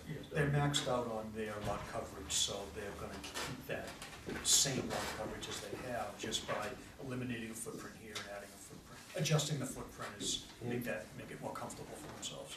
And then, with all the conversation we've had so far in terms of, staging and, room for impact or no impact, and, how's that all look? This house is pretty, there's not a lot of vegetation around this house. They made a statement in there that they'll replace all vegetation, but, in some, so this is, that's the east elevation, isn't it? Right there, that faces east? Yes. Yeah, so it's really a south elevation that has a little bit of vegetation in there. This side is all driveway, that's the street side, that's the And all street. gravel And all too. gravel. It's been there for 50 odd years, so, pretty well established with weeds. Yes. And then Weeds down in cracks. Well, There no, is a that little one's gonna be, strip, but where that will be Mostly coming outside of down the footprint of the is deck. right here. It comes down this way now against the house. Okay. So it comes Well, back yeah, down so out we- into the driveway. So which side is the south side? Sorry. We don't have a north arrow on the list at all. This is the south Well, side. this is, Okay. Yes, that stairway's coming down this So way. just, get rid of aim it the same direction as the This picture. is all stone. Yeah. this can come down. Easier that way. Yeah, well, Yeah, no, Okay, straight I don't out. care if you don't care. It's all upside down, Yeah, but whatever. Well, you know, it's area beach, but you're not affecting any Ocean vegetation because there is none, Okay. so. If you don't care about it, I don't care. I just- Okay. So- The only thing I noted on this, That was going on. really, there are two things that I have, is that in the picture, you've got a little white thing right here. What does that vent? Fireplace. The fireplace, you can't put your propane tanks under it. No, we don't plan to. Well, that's where you said propane tanks Oh, here. I So does didn't know the fireplace get relocated? So the Right. fireplace comes out and goes against the back wall, Yes. so that vent goes away. That's right, Okay, so you can put your propane tanks there. yeah. All right. Oh, I mean, the- yes. right You now- can't have an ignition source on top of your No, propane, that- so that's I saw that in existing. the picture, and then I did remember saying that I think you're relocating that to this back wall. Yes, All right. that should have been. And the other thing, this is for the board, this is the first time that an applicant has come in with an RDA, and we discussed it, for windows and doors that are going to require structural changes. They are not going back in the same openings. Traditionally, we have allowed the replacement of windows and doors as long as they are the same size and go back in the same opening. When you start to touch the framing members of the building, we've gone to a notice of intent. So I just want the board to be aware of that, and if they feel as though this is a sufficient filing for this, we can move forward with it. Nothing dictates that that has to be a step or a break point. Why would it be in our jurisdiction? Wouldn't that be like the building? It's more of Because it's something not that was affecting always wetlands. it's kind of an easy point for us to determine when to have a notice of intent and when not. Anything other than that becomes so subjective that it becomes really, and then you end up, well, this guy, you told me to do this, and you told him to do that, and how come he got away filing that? So that's the break-off point I've always used. And it's kind of built into our wetlands bylaw. If you're going to replace your deck, and you're gonna leave all the bones of the deck, and all you're gonna put on is decking, stair treads, risers, railings, those kind of things, then you can do that as a right. You don't even need to come in and file. That next step for us was putting on shingles, roofing. We sign off on all that, new corner boards and rake boards, painting, all that stuff we sign off on. But when it came to changing the openings of the structure, we said notice of intent. Lots of times when you start to change that, especially when you get into an old house, next thing you know, you look at the things, they aren't right. Well, how do I carry my load down? I'm carrying my load down onto nothing. And then they end up into the structure and they end up into trouble. So that was why we had that break point. Makes sense. I get the moving or, replacing existing decks and changing size and everything. I see that being more in our jurisdiction than windows and I doors, agree but that yeah. that's more Yeah. disruptive than Yeah. some of the things that we Yeah. take a little harder view on. Right. The foundation is pretty good in this house, so as to what you were talking about, I understand, some old houses, you open up a can of worms, but in this case, I think we're in pretty good shape. I agree, and I think I'm fairly confident in the fact that you're not gonna go too far, and maybe the board set some limits on it. I don't know how they feel about it. Yeah, I think my only comment would be, let's, I don't mind the negative determination, but just to put something in there where we actually put in maybe an erosion control type apparatus between the vegetation and the building for, whoever the guy is on crew that decides to go take lunch sitting over there and, sort of, put a visual deterrent and try to set a bound. So a construction fence. I see no, problem with it, but with an RDA, you've got no standard conditions, so maybe we add in some stuff about, you know, restoring the vegetation that's damaged. That's already in the document, so by referring to that document and bringing it in, we can handle that. You want a construction fence between the existing vegetation and the limits of work?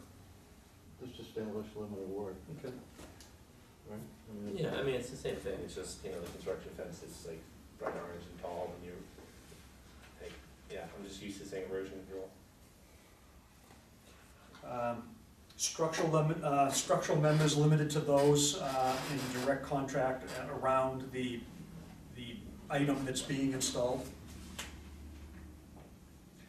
So in other words, you've got a king stud or a couple of king studs and a jack stud, and you've got a header and you've got a bottom plate. Those go down to the floor plate on the first floor.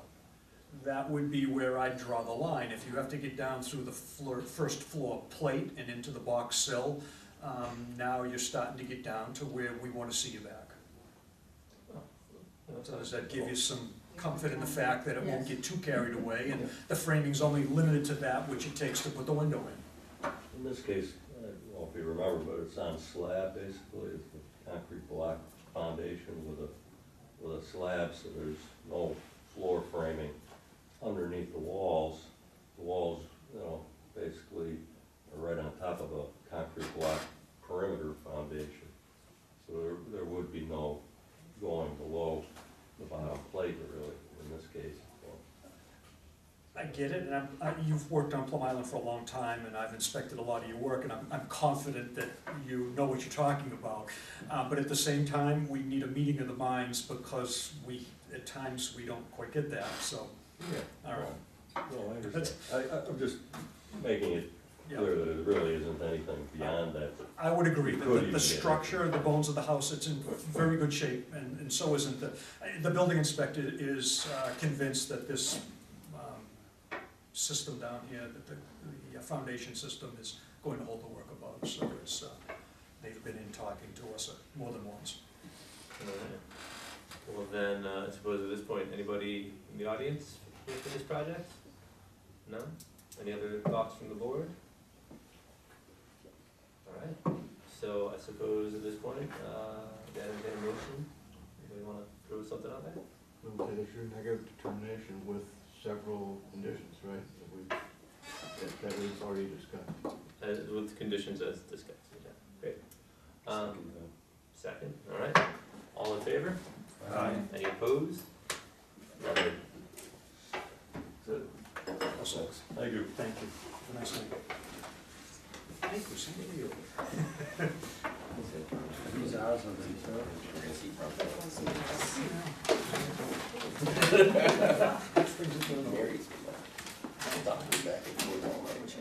I don't either. Okay, where is the document that we need to sign here? There it is. Oh, look at two of them. I can't even find one of them.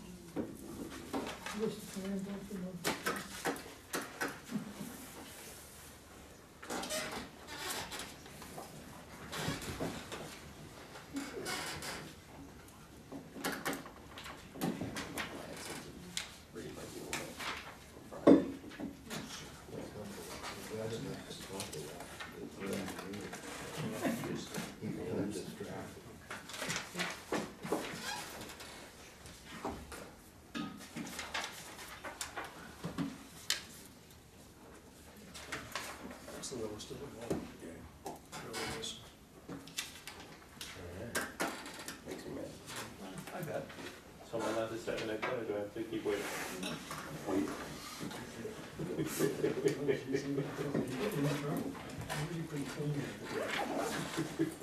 You did next to him. Carry on, please. Alright, Edward Caswell, 4 Plumbush Downs, an NOI to elevate and renovate the existing single-family home and add addition. Good evening. Good evening.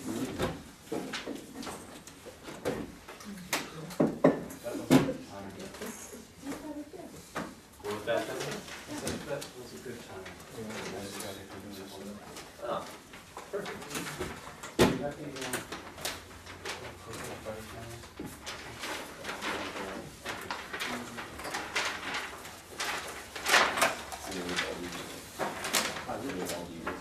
No. We're surprised.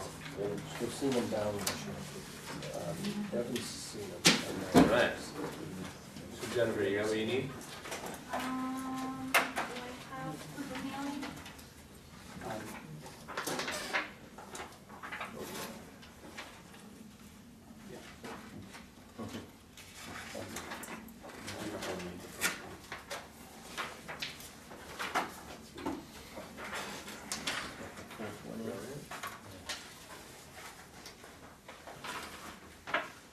So Jen, you're good? All right, lovely.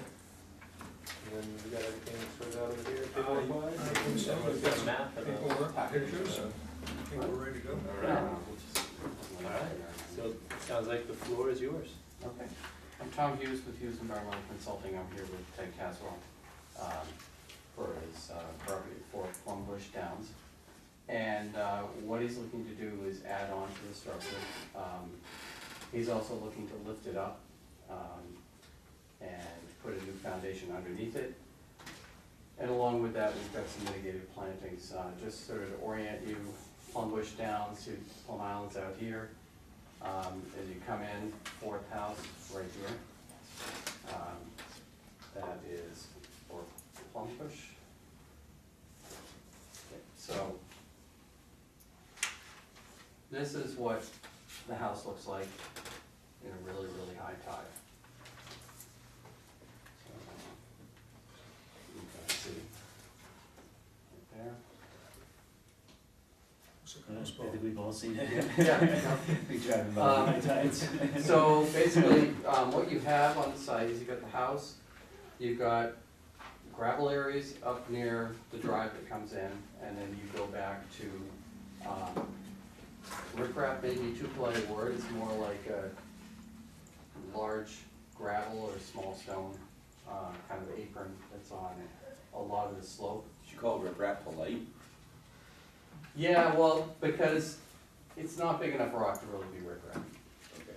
It's not locked in, it's just, Like about riprap. no, but it's a, I understand what you're saying. it's like a Yeah. stone veneer, right? It's not really an armored slope.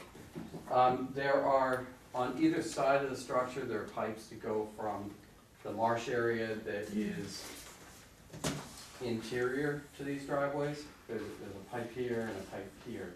I think they're double pipes in one, are both double? Yes. Yeah, so both double pipes that connect, hydraulically connect between these two. During real large overwashes, it's not uncommon to see those slightly washed out. So what you do end up with is the elevation of the roadway that runs through there is anywhere between 6 and 7 kind of ranges, depending where you are within that Plum Bush area. In front of this property, over towards 5, it gets close to 7, and in this area, I think it's not 6, but it's like 6.5 or so down in this area. So what we're proposing to do is we're actually proposing to try to bring the property up out of the flood a little bit, not the full floodplain. The full floodplain's 13. We're talking about, you know, grades between 6 and 8 in this area. On this property, really 6 and like 7.5 back in this area. So it's not up very far. What we're trying to do is get it so that the parking areas in particular are dry, so you can actually have a car parked there and not have it flood during a king tide with any kind of a storm associated with it. We'll be having a garage, so we're gonna ramp up into the garage, a small addition here, a deck over here. There's a small perimeter wall here. This will dive in. It actually, I don't expect this wall is gonna make it all the way back to the road. There is a landscape bed that the topo didn't really pick up, but that is actually a little bit higher. So I think it's gonna dive into that. We're gonna taper off. Again, a wall kind of along here. We're tapering the grades in this direction. And then some native shrub planting along here and here. And a pathway that takes you back to the access to this sort of plank walkway that goes out to a dock. Currently, you come out of the back door and then you kind of go right out onto that walkway. But since we're you know, you can have people that are gonna wanna come down from the deck, that are gonna wanna come from the drive and go back that way. So I figured we'd put a path there. It's a full foundation with flood vents. We met with the building inspector when we were talking about doing this, and it's not a substantial improvement, so we weren't required to elevate the structure. But I think it's a prudent thing to do, and I think it's a prudent thing for resiliency, to look at increasing the grade of the property. And our hope is that eventually the Plum Bush Down folks altogether will consider lifting the main gravel road that goes through there by a little bit. So right now, we're gonna have a fairly steep, I think it's like 12, maybe 13%. Yeah, 13 coming up to get into the garage. That does allow us, if folks agree down the road to come together and lift this up so it doesn't get flooded out as regularly, then we can adjust that pretty easily with a taper.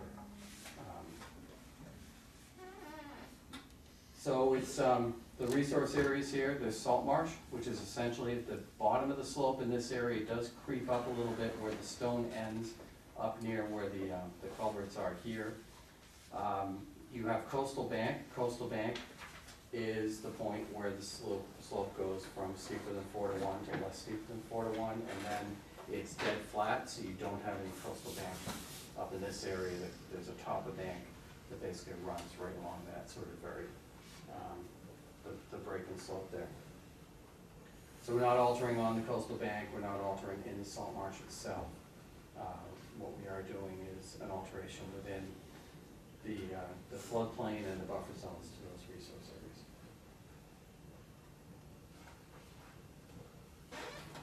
Okay. So, would you like to start that? Well, yeah. Tom, you got a topo of 8 here. You're gonna change, so this is gonna change to 8. Yeah. This is gonna go to 7. Your wall's at 8.6, right? So is there a stairway to get up to this pathway? Yeah. Or is there a hole in this wall? And if there's not a hole in this wall, the water that pockets here and wants to run back down that way, is there a way to exhaust it here, or is it just back up against the home? I think what you're looking at, I think Everett didn't really change the bolding enough between the proposed and existing. That 7 is an existing possibly. Okay, because they look like proposed lines. Yeah, no, they do, and Yeah. it's funny, I think what it is there's only a 7-foot contour within there, because you have currently, on this side is lower and on this side is higher. So this line here is an existing 7. What we're proposing is from here, we're gonna go up 7, up 8, and Okay. then we're going to go back down in here to taper to there's a pump chamber that is at 7.4, so we're basically gonna be bringing the grade to kind of taper around the lid. The lid's currently about this much up out of the ground, so we've got some room to kind of taper around that.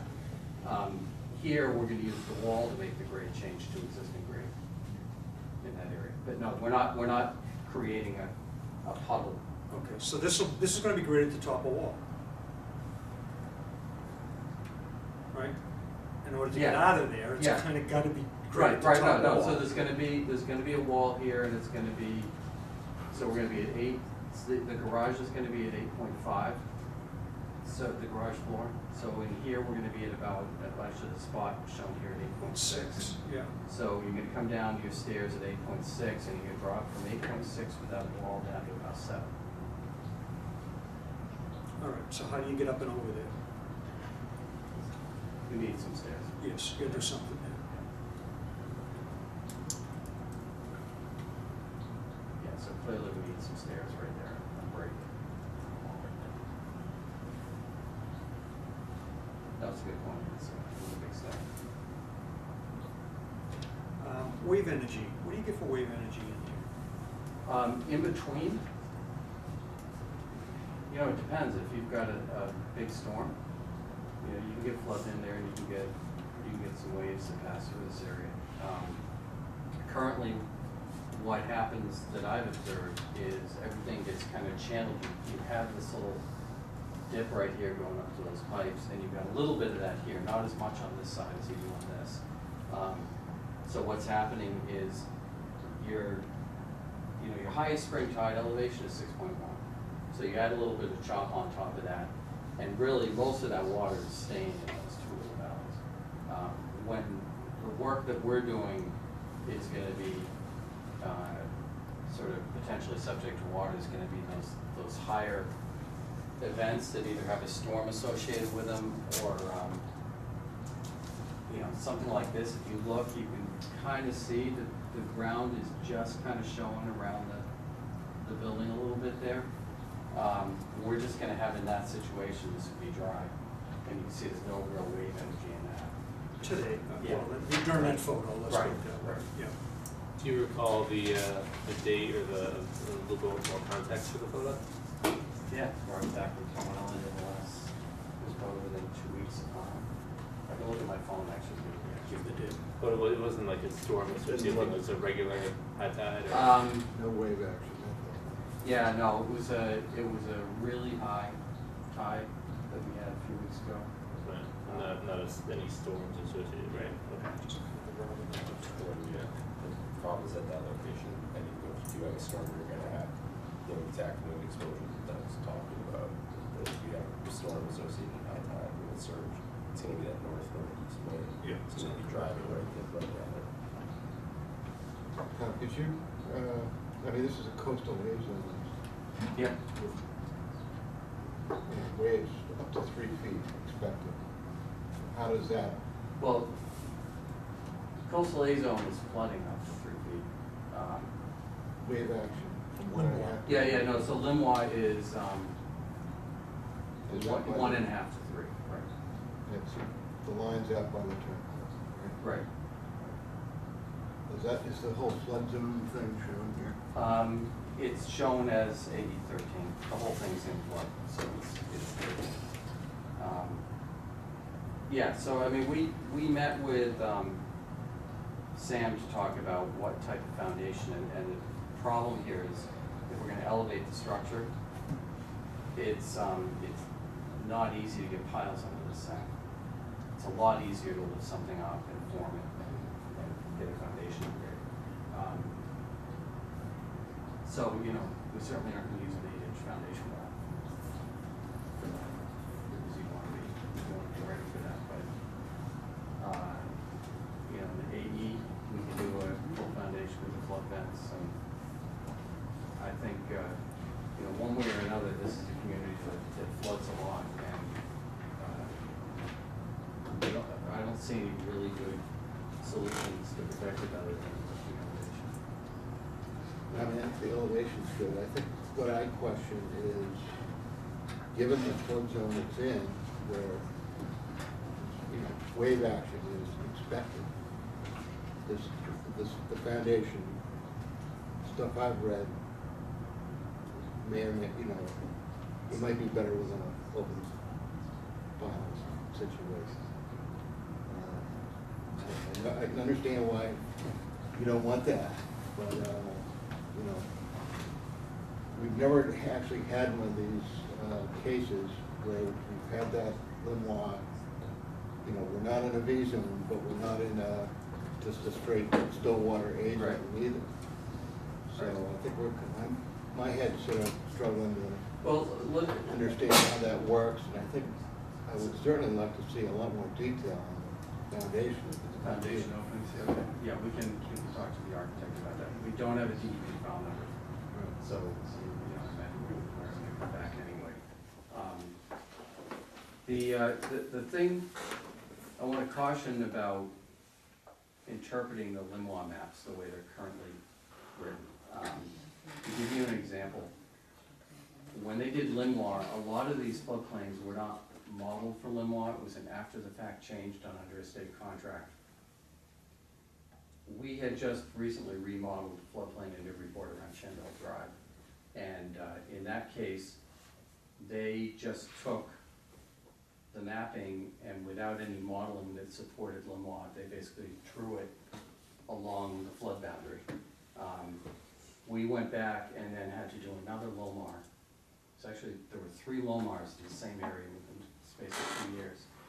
And we stepped down the flood, and the actual limit of the limb wall was much further towards the water than the way FEMA showed it on the current map.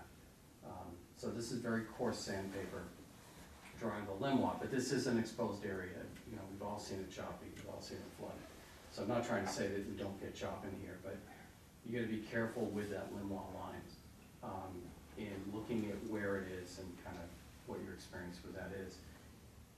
We can look at things, you know, there are other foundation designs. If you're not in a barrier, it's not always best to necessarily have pilings. You can do things with bigger flood openings, pier supported, and maybe able to do the foundation with some bigger flood openings that allow a lot more water to pass through. We can look at that and discuss that if that's a concern of the commission. But in terms of, you know, performance standards, there are no performance standards for that. It's really the way it has always traditionally been done is complies with FEMA and complies with the building code. 780C. Right. And so what we're looking at is the resource areas for which there are performance standards, coastal bank, and we're not doing anything to alter a coastal bank. And in fact, it's a man-made coastal bank anyway. Buffer zone to salt marsh, we're certainly not doing anything to alter the salt marsh. And the floodplain for which there are no performance standards. So that we can look at providing you more detail on the foundation and all that. We are also proposing 2 shrubby areas that will, once established, help to break up some of the water action in that area a little bit. They added a little bit more friction to any water. Obviously, a bayberry bush is not going to do a lot to a 3-foot wave, but when you have a wall of bayberry, it does tend to slow down moving water a little bit. So it is a floodplain in which the full foundation is allowed, and we are having garage space and not living space within that floodplain. When we talk about garage space, what exactly are we envisioning for garage? Like drive-in, garage floor, cars parked on it. Foundation would be about roughly a foot or 2 feet above grade. And then there'd be a knee wall that would carry up to the home. What are you planning to do in the, like, are you just looking for purely something to park your car, or are you gonna be storing a lot of things in the garage, a lot of? You know, mechanical equipment will be down in that, it won't be sitting on the ground, it'll be lifted in that space, Above the flood. above the flood. Above 13. Everything will be above 13. Yeah. It has to be, or. So what you do, Chemicals. Gas cans and chemicals? No, there's no, I guess I don't know what we can say, but it makes me uncomfortable to say. those kinds of things, the lawnmower and all those things. Proposed could first floor definitely be, 18.9. It just makes me uncomfortable to be like it's something below flood, Second that's story going to be above. flooded out, knowing what people put in their garages, and I don't know if we can say anything about it. well, so currently, Their existing There's first no- floor is 10.6. they're not bringing the gas cans in the Proposed house. first floor 18.9. right, so right now you've got open Proposed decks garage with lattice slab, around them and 8th stuff floor. like that, and people are storing things under decks and right out Right in now, the they end up open. in my woods. So- I've noticed, I'm not kidding. I've noticed. So there is an opportunity in the garage to put shelves that are above the flood elevation and put stuff up there. Yeah, so it does give us the ability to make things a little bit better than they are with the garage. All those people aren't in here looking for a permit though, You know, my real concern with this project is the tails of these 2 walls. Yeah. Bringing a new reflective wall back right to the edge of the driveway. Okay. You do have problems in here already. I don't know if it's your incoming or your outgoing tide that causes the most erosion for your road with the water running back over it. It's all coming in. On the incoming, this is likely not to help that. So it may be better to dive those off before you get them Yeah, back we there can- to allow that to smooth off a little bit before it hits the roadway. Yeah, like I said, on this one. You're almost there. Right, and I think that the problem is that there's a area where the grade goes up between the drive and here, there's a landscape bed there and everything, and the survey spot grades didn't capture that. So he drove that, and he has a note to dive it into grade as I necessary. saw the note, but Right. it didn't show No, where it does. So what we'll do is we'll get a bunch of spot grades along there, and we'll update the plan with more detail on that. And we'll see whether we can taper this off a little bit better. Yeah, we were trying to avoid the use of walls where we could. Here, we're not using one at all, we're using one along this side because we really can't avoid it. If everybody had one, you know, across that face, I wouldn't be so concerned with it, but where you've got that natural way that comes up already, certainly this drains out through there, it's kind of a water course. Right, I mean, I do think there's some work long-term that Plumbush Downs could use, which is, you know, lifting this up, increasing the pipe capacity. There's definitely some things that need to be done here.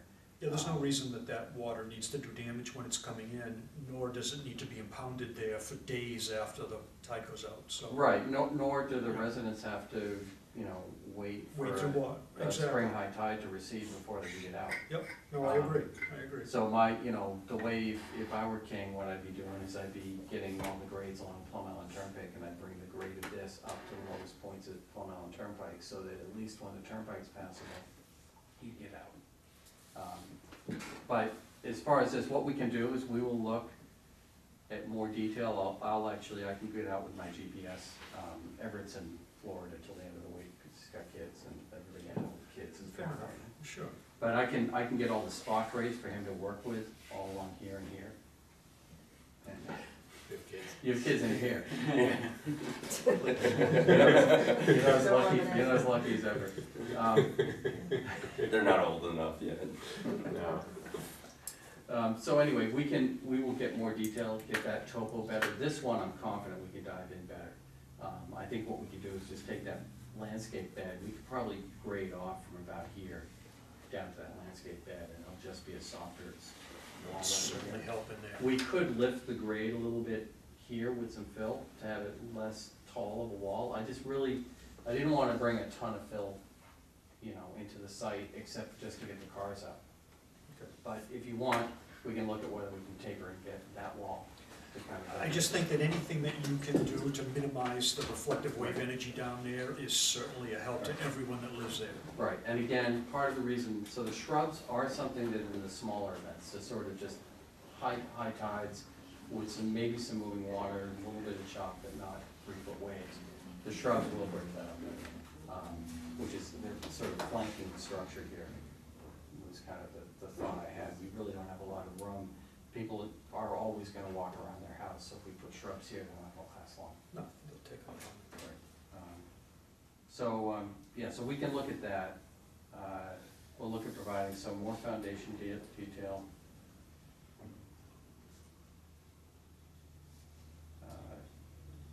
Look at diving in walls. And better total. Okay. So just on that topic, if you could keep in that vein for a Yeah. second, you know, we've talked about the wall, and wave energy deflection, we've talked about how the plantings are involved there, but how come there's nothing up front, you know, there's no vegetation in the wall, you know, we've already talked about how the riprap is kind of undersized, shall we say. Yeah. Nothing on the front end here to talk about, the wave energy conversation. Well, so basically, there's not a lot of room there to do something. I can look at this a little bit more closely. We might be able to do a thin row in along here. Really didn't want to get into doing anything on the coastal bank. It's a totally different performance standard to get into. Close to the existing property now, and the new proposed, obviously not changing. Yeah. I mean, we can, if you look at the line, we're actually coming back like about a foot from the existing deck line. I think it's Yeah, he's only got about 5 feet to the top of his bank. Right. There's a Yeah, lot there's less not- space than really, I mean, at a scale of 1 inch, he So- goes 10. Right. Yeah, he And hasn't so got. then actually more of a feeder question, actually, and, just, maybe I just don't know enough about how this works here, but why not move around more? So if we go this way, we can't actually, we've got very limited space between the roadway and here. We're already pitched at 13. So we really can't go that way. In the design as well, we designed the foundation to set back towards the road versus going where the structure currently exists. So, and we designed it so that you can see the openness underneath, so this is all open up underneath, whatever that distance is, before you hit foundation or structure. So, and we did all that for just the reason that you mentioned, you know, that whole front situation. We're not gonna have buildings there. Yeah, and I think what I can do is I can provide you with some of the architectural stuff that will better show the foundation detail. So the thing is, the current situation is that it's right up there. I mean, you literally walk out, there's a couple feet, and then you walk it down some planks to go out into the marsh. A couple simple elevations might help the board, Yeah, you know. yeah. I'll also try to get some better photos, just kind of right along that line of the current deck, so you can see that. But, so the thing is, anytime you get a structure, there are reasons for the building itself why you don't put plants right up against it. But there's a zone of curtilage that. What's that word? Curtilage? Curtilage, it's a great like, word. yeah, well, it's an area around a house where Curtilage. you just can't get away from it. You're gonna walk around your house, you're gonna put ladders up, you're gonna, you're gonna impact. So you have to kind of assume that, I'm with you, man. right, so I'm not gonna put plants. It's like, it's similar to what landscape architects have this thing about, putting paths where the cow paths form. Right, the cow paths are where people really walk, not where they put the sidewalks. And I'm not gonna put plants on a cow path, I mean, that's what that would be. But what I'm trying to do is kind of put them off to the sides. And we could also, if we end up not being able to do much to preserve the wall, what we could possibly do is put some plants right on the other side of the wall, just on the bottom side a little bit, that might soften it a touch. Again, I'll take a closer look at plant tissues and locations. Yeah, the wall, I'm sure you're as well educated as anybody on, the hard, soft stuff.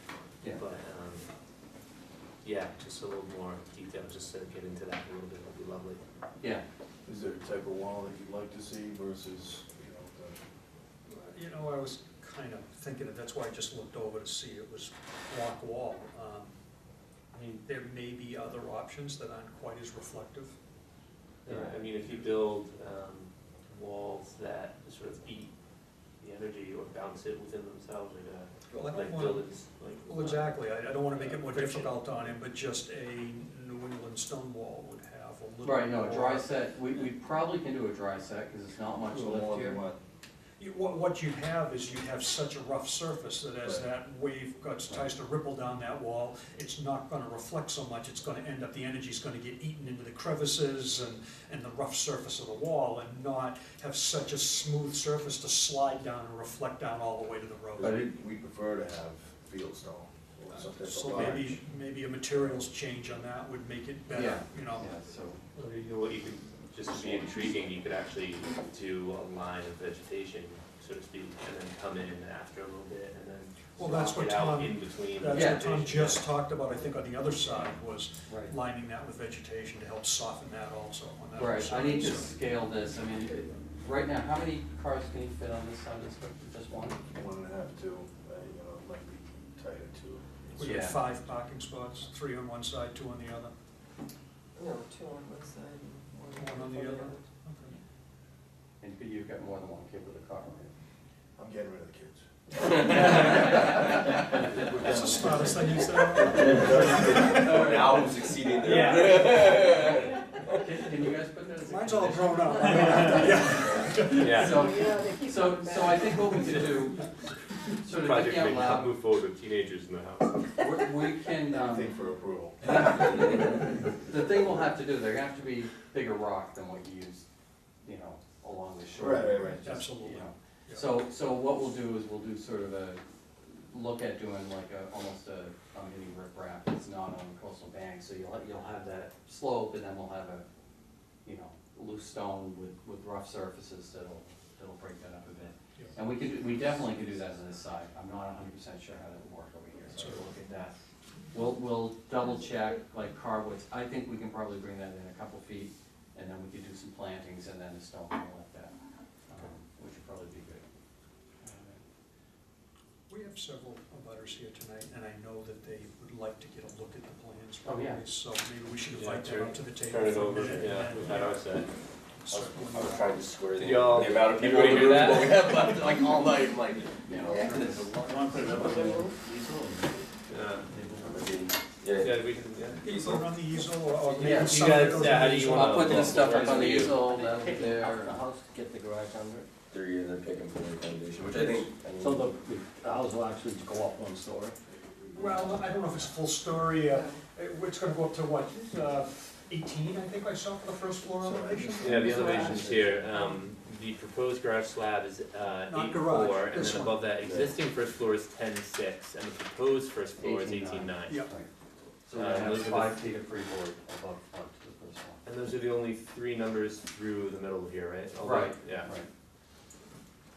and then anything else up here to point out? So it's being lifted about 10 feet. Yeah, the floor itself? Yeah, Yeah. just about 10 The feet. road. And the land is gonna go up by how much? So, if you look at these lines, so right now, this roadway, as you guys know, it's like lower in this area and it gets a little bit higher here. This, right there currently is, about 6.7. We're gonna be bringing this up to 7, so it's gonna be sort of a matter of inches here and a little bit more there. And then this is gonna go up to 8, Mean high water. and on the Merrimack garage River is floor is gonna be That makes my 8.4. property into a swimming pool. It's not a title range, it's Because a mean. all of this high. is impervious, So, and all that water goes my way. I'm all for That's the mean improving high, the as it property, carries but over from, no, it you're can't be gonna the mean high. push Right, all the that's water too this high for way, me. It which seems is too high exactly for me. what we That's decided as why I'm neighbors we confused, weren't because gonna this is do the to each 4 other. and that's an 8 and that's a, you know. All that water is That's a good going point, down Barbara. I mean, our way. down here, So- right, it's 6.1, but up here you're at 4. which, are you talking about rainwater or are you talking about tile water? Every bit of it. Yeah. In storms. I mean, you've got that much more impervious soil. Again, you're talking about increasing this by 1 to 2 feet. That means it's all going to 3 to 2 to 1. You're gonna flood us out. one note to abutters, they are coming back. One thing that we're concerned about is wave energy. The thing that you could end up with is no wave energy as a result of the walls. You take the wave energy away, you won't end up with more flooding, no matter how much they put on that lot, because you can't, you have a direct contact with the Atlantic Ocean.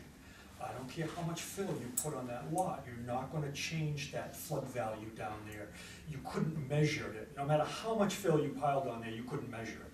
Now, the reflection off that dome you make, or these walls that you make, could have a direct impact on it, and that's why we're drilling into that a little bit. But I'm not concerned with the amount of fill they put there.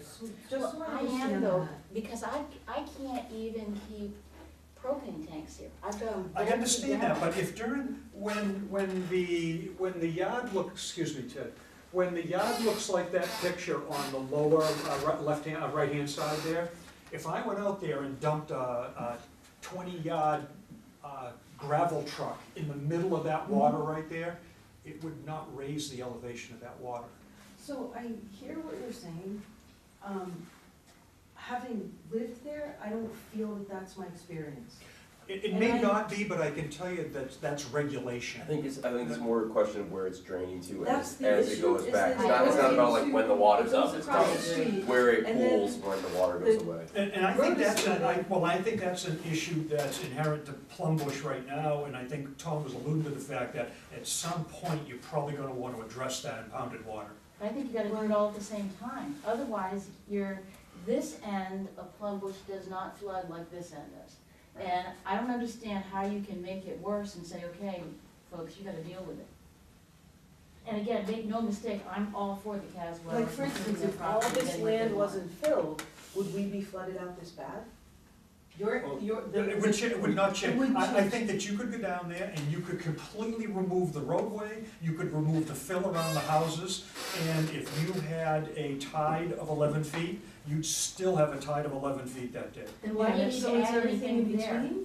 So that he can get his vehicles, so that when it does flood, and we know that it's gonna become more and more common as time goes on, we don't have rear ends and gas tanks in the water out there, you don't have brake fluid and brake drums, so I really see it as a good thing for him to be able to get his vehicles up out of the water. 100%. Good for him, I absolutely agree. Everybody's on board with that. Yep, and I'm very sensitive to whatever reflected wave energy you might get. Your Draining it into velocity, 1, 2, and I mean, 3. No, it's, the velocity between, It's about where the water's gonna go as a percent. it's just a different, it's an entirely different, when number 3 was built, it changed the velocity of how the water comes through there. So it used to kind of ease in. In part because I didn't feel it was appropriate to add To add- gravel. Right. So And I the deliberately construction and didn't. all of that happened, that land actually just went ever so slightly lower, so that now instead of having, you know, a lesser storm just sort of rise, now it's just an absolute wave runner across the road. To the point where the road is 2 feet extended into the marsh in front. I do understand that when things are really quiet out there and really still, the water just rises up quietly and Right. still. When you've got a storm going on, it looks like it comes in on a lift. The water will come in a 4 to 6 inch wave, and it stays there at 4 or 6 inches. That wave doesn't go away. I've watched it in the marsh right behind my house, and it'll come in lifts like that, and that's dependent on the storm. But I understand, I'm sensitive to your comments, I think I'm addressing some of them, but I'm not on board with all of them, just so you know. You Some got the quick drainage question, going. it's pretty clear that, well, first of all, we were not allowed to bring any fill into the house next door. It's pretty clear that fill has been brought in the past. There's a proposal to bring more fill in. I don't see how 2 wrongs make a right. And again, if you look in the regulations, it's not a wrong to fill. If you were gonna fill this, let's say you were bordering vegetated wetland, or you're next to an area subject to flooding that's adjacent to bordering vegetated wetland, and it's an inland setting and you're not tidally influenced. For every drop, every spoonful of soil you put on that property within that flood zone, you would have to provide compensatory storage somewhere. So you put a spoonful here, you need to dig a spoonful out on there. When you have direct influence to the tide action like this one is, it's written in the regulations that there is no compensatory flood storage required. And for the reason that, with that amount of fill, you're not gonna change the flood value. You may change the direction and you may change velocity, but you're not gonna change the height of that water. But the direction is where we're coming from. The And Well, direction and is that's what from our we're, way. and that's what we're addressing with these walls, that's my one concern. Yeah. Absolutely. I'm with you on that one. It's just gonna keep getting deeper, I mean, that groove is just gonna keep moving. It's very different from when I moved in. And it's gonna continue to get different. I do think the pipes that are there are undersized for the water they're They're experiencing. absolutely clogged. Yeah. You know, I think, They run free, but there's not enough of them and they're not big enough. Yeah. There's a lot of water that comes through there. and the challenge 15 is they're minutes. gonna go into the marsh in the front, which is full, and up to the road anyway. So- So when we bring, you know, when we bring it in there, we need to be fully prepared that it's gonna flood the exit roads. You know, the lowest road floods regardless, but there's a middle road that didn't used to flood, that's flooding. So that's changed in the last 2 or 3 years as well. I will also say the storms have gotten worse. Yeah. Plum Island Center hasn't flooded the way it's flooded last year, so it's Yeah. not, you know, might not be, house number 3 being built that changed it. It's just the weather changing in general. Yeah, we It's did, just, you know, Yep. timing wise, it seemed Totally. like it. Yes. yeah, I mean, we can't say this, but I don't think we can say you have to do this, but I agree with Dan's assessment that you may wanna think about going, I know that there's reasons not to do it, but you may wanna think about going on to pilings and really opening that up in the long, I don't know how long you plan to be in the house, Well- but in the long run, if you're gonna go in there and do something right now, it's probably what you should do. So then we just need to request a That's, dock for our it's cars. probably what, So That was my creative solution. Um, I put my car in the dock, I'll be fine. knock on floats, I really do think, in regard to what they're talking about, it really is, sort of that whole wall is kind of the key, as well as the pipes under here. And one question, and I'm thinking out loud and not necessarily saying that we would do anything, but would the commission entertain us at least including in the permit application an upsize of the pipes that run there. Whether or not we did it or whether or not we just included it in the permit so that it could be done by the association. It seems to me Folks as don't though, agree on that. this project's gonna have to go to zoning anyway. Have you applied to zoning? Yes, it's applied at So the you've been meeting denied? Thursday. Yeah, You have a meeting on this Thursday? yeah, I'm not there, but Okay. yes. So when that happens, does the association have to sign off on someone's permit? What happens now? So the association signs off the permit. She did on ours. So you'll have some input at the zoning board of appeals, and it may be prudent for the association to join in on some of this and take advantage and maybe put these pipes in now and include it in the filing. If you want to do that, that would matter little. Yeah. Yeah, I don't have the sense that, it's a very loose association. I think the people that are here are the people that are invested in protecting that part of the property. I think the people everywhere else are perfectly fine and don't wanna pay any money into doing anything on this end of the property. So I think there's a lack of regulation within ourselves as to what really, how approval goes forward. Everybody's kind of just fortunately, able to do their own thing Get along and. within, exactly. So, I mean, it's great for all of us that way. But the issues about the pipes really are bigger than just one house. Right. That's an Oh, issue that I affects agree. everybody, so we have Yes. to figure out how that would work on Well, both sides. well, so one thing, this notice of intent, while it is for Ted's exclusive use area, it's filed against the property and all abutters to the overall property to notify. So the commission does have some leeway, if Ted's willing, for us to add some things in, make it done away from this property, just to at least get the legal authority to be able to do it. To be fair, I got my notice on Monday. My first notice from the post office came on Saturday and I picked it up on Monday. That's the zoning, your conservation thing, those have to go certified. If you notice, your conservation one wants certificate of mailing, so you don't have to wait for the delay. I do it that way, so people just get the envelope. It's an archaic system, I wish they would get rid of. So this area, you guys all know, it's basically from here back, that's the lowest area, the biggest dip is kind of in here. And you've got undersized pipe, not quite sure what you have here and here.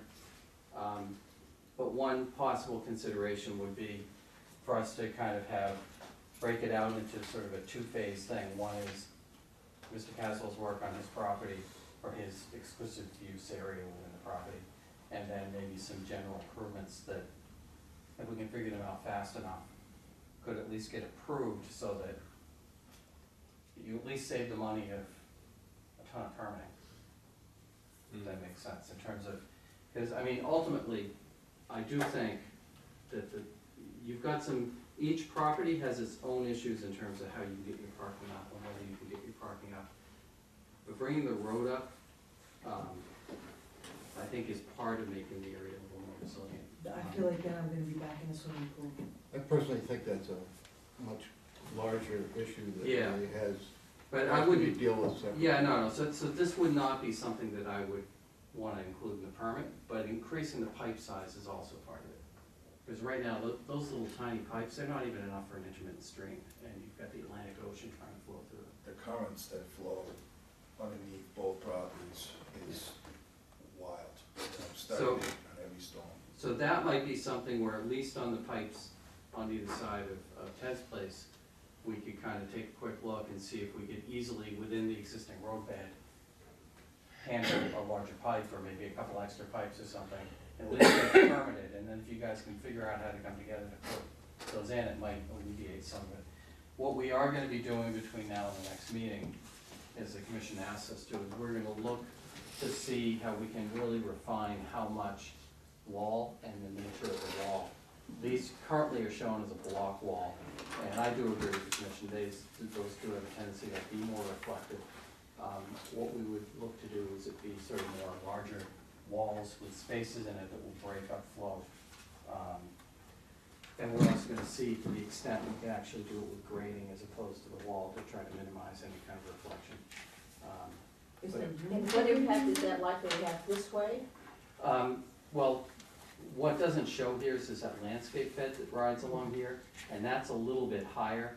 And unfortunately, the surveyor didn't take any shots in it, so we're gonna be getting additional grade shots in here. I don't think this is gonna have much impact this way. The highest recorded tides, non-storm tides over the last 19 years average out at 6.1 for elevation. Right, so all of this is already above 6.1. So the highest recorded tides are already being channeled in that area. It's really during the flooding events that there might be some impact, but in order to make Plumbush Downs more resilient to sort of the more regular flooding, I think the elevation's gotta come up, and it's gotta be an engineered solution The elevation of, I think the roadways, and I think of key parts of your properties, and some of your houses may need to be lifted up. And it's, is this You gonna know, require that to happen though? our I mean, project is this is gonna not, have but a- somebody's gotta go first. You know, unless you guys all wanna get together and everybody do it at once, but I don't think that's realistic. Everybody's in a different But place. that's what we were talking about back in December. Well, I wasn't part of those conversations. I mean, I've got, you know, a project here that we've designed as best we can, and we're gonna try to make some more refinements to it, So I guess, let's say this goes forward and we do it in a stage process. Yeah. One property does it, the next one does it, the next one does it. Part of the reason we were having discussions amongst each other was so that we had a better solution for what happens between two buildings. Yeah. Two properties. And whether that's the pipe or the riprap or the sloping, you know, so is one, this is gonna slope down, and then yours is gonna slope up, and then there's, you know, Right. so that's, you know, part of what we're trying to figure out as a, it's like if this happens, I can't not do anything, it's the same thing for you. I can't not do anything. Well, I think, I disagree with that. I think that for your end of, The high tide, I'm up to my second step. right, but what we're doing here shouldn't affect that directly, and. How can it not, if this went through and you're raising this up 2 feet, why isn't that gonna create more drainage onto mine? So I'm not up to my second step, I'm up to my fourth step. Because the elevation right here is where the highest spring tide is. We're not adding within the tide line. But it's So- not just the highest spring tide, it's the king tide, it's the storm. Well, the king tide is the highest spring tide. But it's the, I'm sorry, it's the storm, it's all sorts of things. Right, so we are gonna be looking to try to keep this from reflecting, and we're gonna make some adjustments along that line, but this is something that when folks are ready to get together and deal with the broader resiliency of that section of Plumbush Downs, this area can be adjusted to match with whatever. But part of being here in front of the Concom is to make sure that you don't have negative impact on your neighbors. And I don't see how this doesn't have significant impact, negative impact on the neighbors, and just to simply say, okay, you guys need to We'll get just leave together. that side, just leave it the way it is currently. Let Is me that- make a suggestion that might be useful here. It's not a proper rock wall, but you probably have played with these a little bit, rock veins, you know, have you played with those before? Maybe if I think, explain a little bit. So where I've used these in the past, there was a trail that was eroding along a riverbank. And, right, and you put in an anchor in a sense of a rock, and then you put in a descending, curving out, and the goal, the point of the thing was actually to direct the stream current in a different direction. And so rather than talking about, let's dissipate the wave energy, we could talk about building a rock vein and actually direct the energy in a certain direction so that we actually are aiming down the gut rather than accidentally hitting somebody else. Which I think might have been back in the day, I don't know, you guys overlook it more than I do, what might have happened over here. There is kind of a gut between My 4 house, and 5. between 4 and 5. Right, This- here. There's 50, would you say 50 feet of that little cove?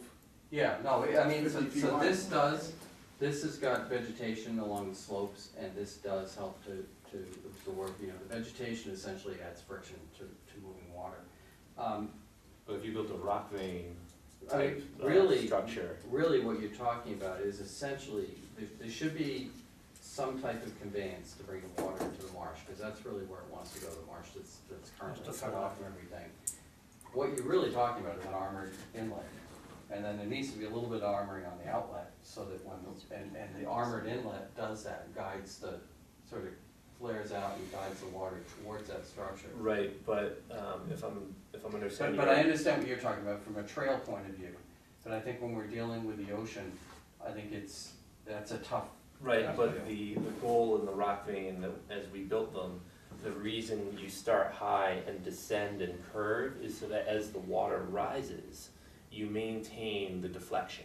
Right. And so it doesn't matter whether it's a spring tide, whether it's a monster storm, arguably the directive intent is maintained, whether it's submerged or at a low level, because arguably the 2-inch flood, you know, hits the 2-inch rock, and the 4-inch flood hits the 4-inch rock, and as you go.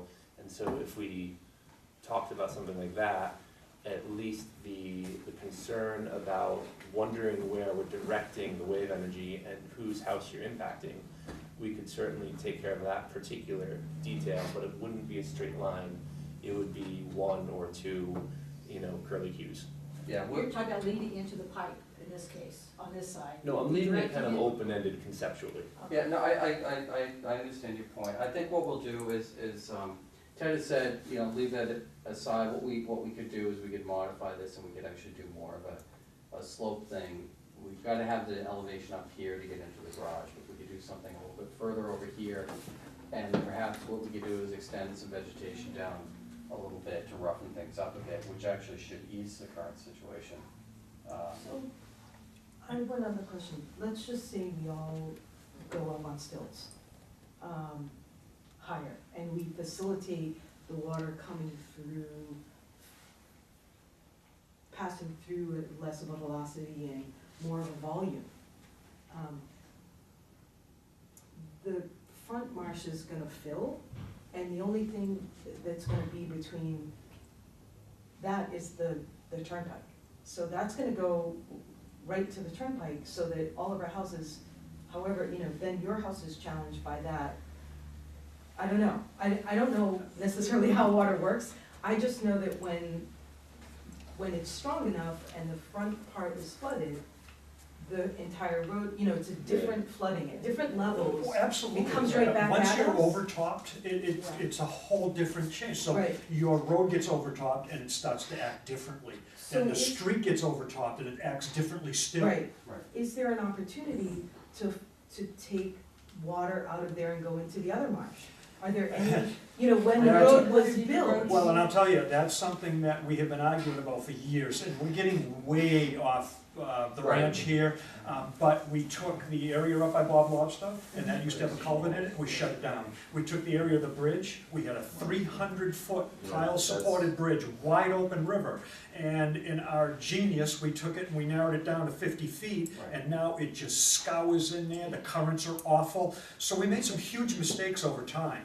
We looked at opening up the culvert up to Bob Lobster, we met with Army Corps of Engineers, every acronym in the book was on that house, on that deck out in that house, and everybody was afraid of a couple different things. The Phragmite on one side, letting the Phragmite and the seed into that other portion of the Great Marsh. By doing that, we've actually changed the way the tidal influence comes together between the Parker and the Merrimack River. Now we're talking about the MVP, the Municipal Vulnerability Preparedness, and we're talking about raising the turnpike. But when you talk about that, you talk about making your conditions even worse. Right. So there's a whole lot of balls you've got in the air when you're trying to make a fix down here. Okay, fair. Good question though. Yeah, I it's just say so myself. a very good question. I just need to get rid of it. And the whole time, the tide's gonna be chasing you. Within your control is sort of the engineering of, you know, of this Yeah. roadway, and then to some extent of your yards, or your parking areas and things like that. And those are the areas I would encourage all of you guys to focus on, because that's an area that you can make things better. You've got to seriously design these hydraulic connections, so in a way it makes them so they actually can handle the capacity. That's what your big problem is right now. Yeah, I think- and Is I it's wanna- not so much funneling as it is the fact that you've got undersized pipes, and so when those pipes can't handle everything, it just flows Never over the gonna handle road. everything. Tom, You're absolutely right. Tom, I wanna kinda get this back on track. Yeah. Yeah, we've kind of really gone off Tom, I'm sorry, Ted's project into something that's much larger, so So, I think I did that, have one question before you Sure. go into, is it possible, and we talked about this, but is it possible for these folks to come in and raise their property similar to what we have? it depends on what they've got on the property. Now, you've got coastal bank there that you're staying away from, and you have very little salt marsh you have to be concerned about. They may have different resource areas in and around their properties, especially down that other end, where the salt marsh comes right up and under the property. That's not an option for them, because you can't take that salt marsh. So the only permittable project over the salt marsh is a raised walkway. But there are things you could do in the areas that are currently being parked on. Yes, You could wall them off, absolutely. bring them up, you could bring the roadway up, but the areas under the structures, maybe not, because if it's salt marsh, you can't fill it. And so that's an area where they couldn't have a solid foundation, they need to be on pilings. But as he said, with retaining walls, your driveway could come up, that's an area that you already own. There's no impact to that as long as you maintain your footprint. Just curious. Yeah. I mean, really, what we would need to do, and then we'll get back to Ted's project, we need to delineate all the resource areas, get full topography, and engineer the thing, and that's kind of what Yeah, the that's what ultimate it would solution take. is. So I do wanna bring this back to Ted's project, so what our current homework is we're gonna give you more detail on the foundation design, show how this is solid here, piers kind of in this area.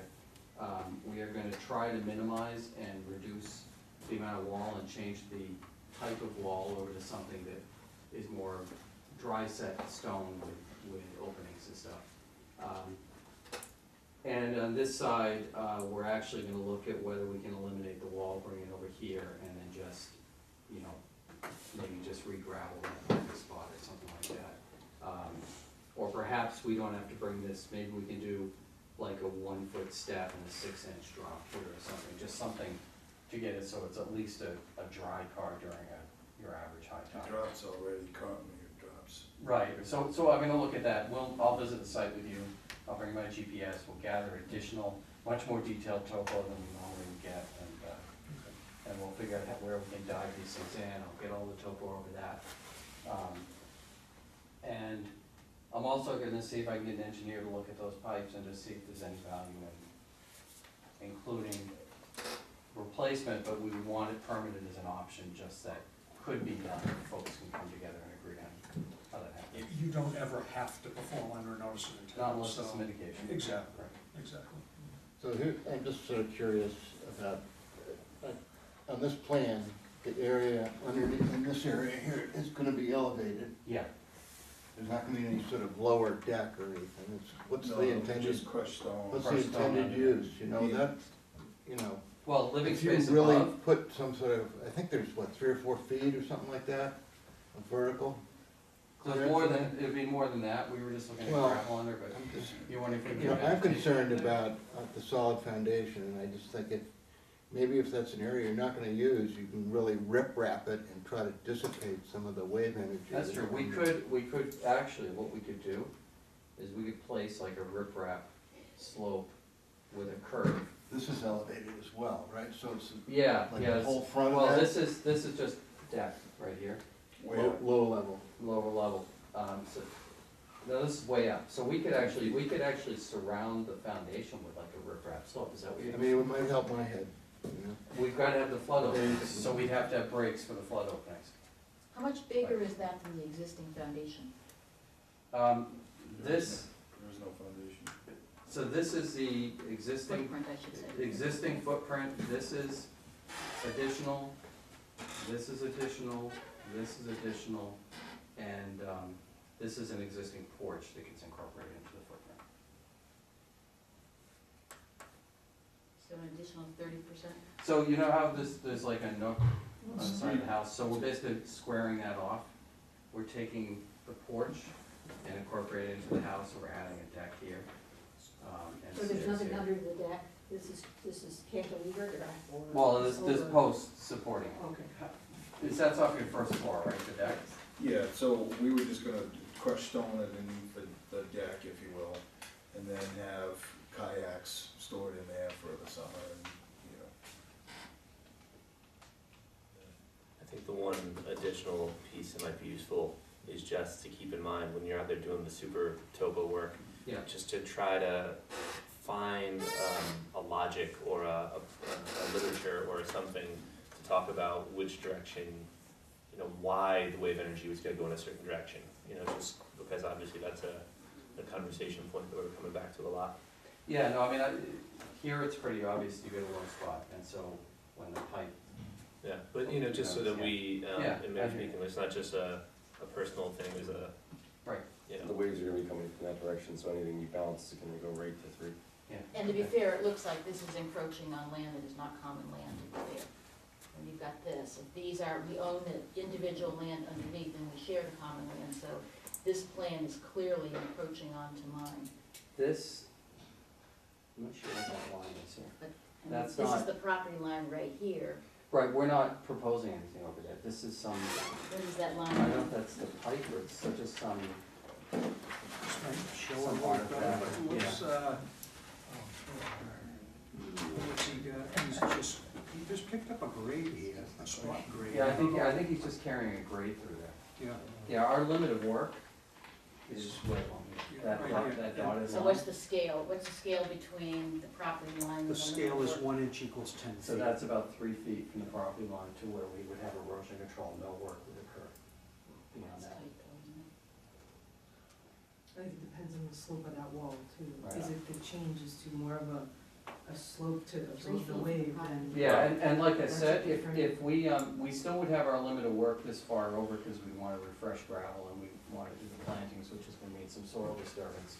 But if we can get rid of the adding elevation, or reduce the adding elevation on that side a little bit, we can, yeah, we'll take a closer look at that. sounds You're like you've talking got about- plenty to Yeah, do. we get some homework. You're also talking about interfering with the slope on the common land. I mean, this belongs to all of us, but you're talking about potentially raising elevation on No, common land. no, we're not touching anything over there. So that's just the topo? That's just topo, yeah. I think. Yeah, if you see this probably dashed be done, line, right? that's Yeah. our limit of work. I think you guys could probably do this in the hall, I Yeah. think we got it, Yeah, yeah. Yeah, okay, so I would ask for a continuance to your next meeting. Lovely.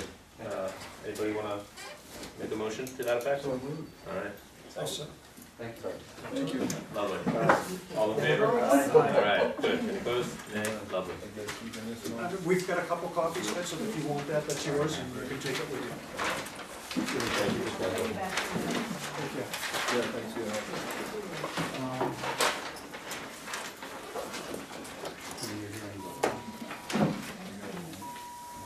Alright. You good? You good? What do you do, like, debrief? Let's roll. Alright.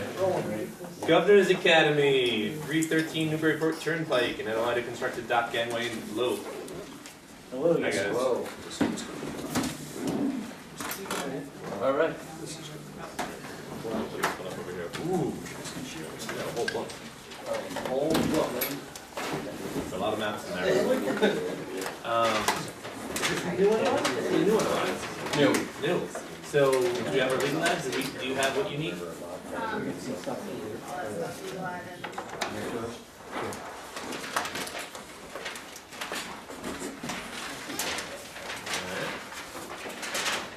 And then you got all your paperwork square, yeah?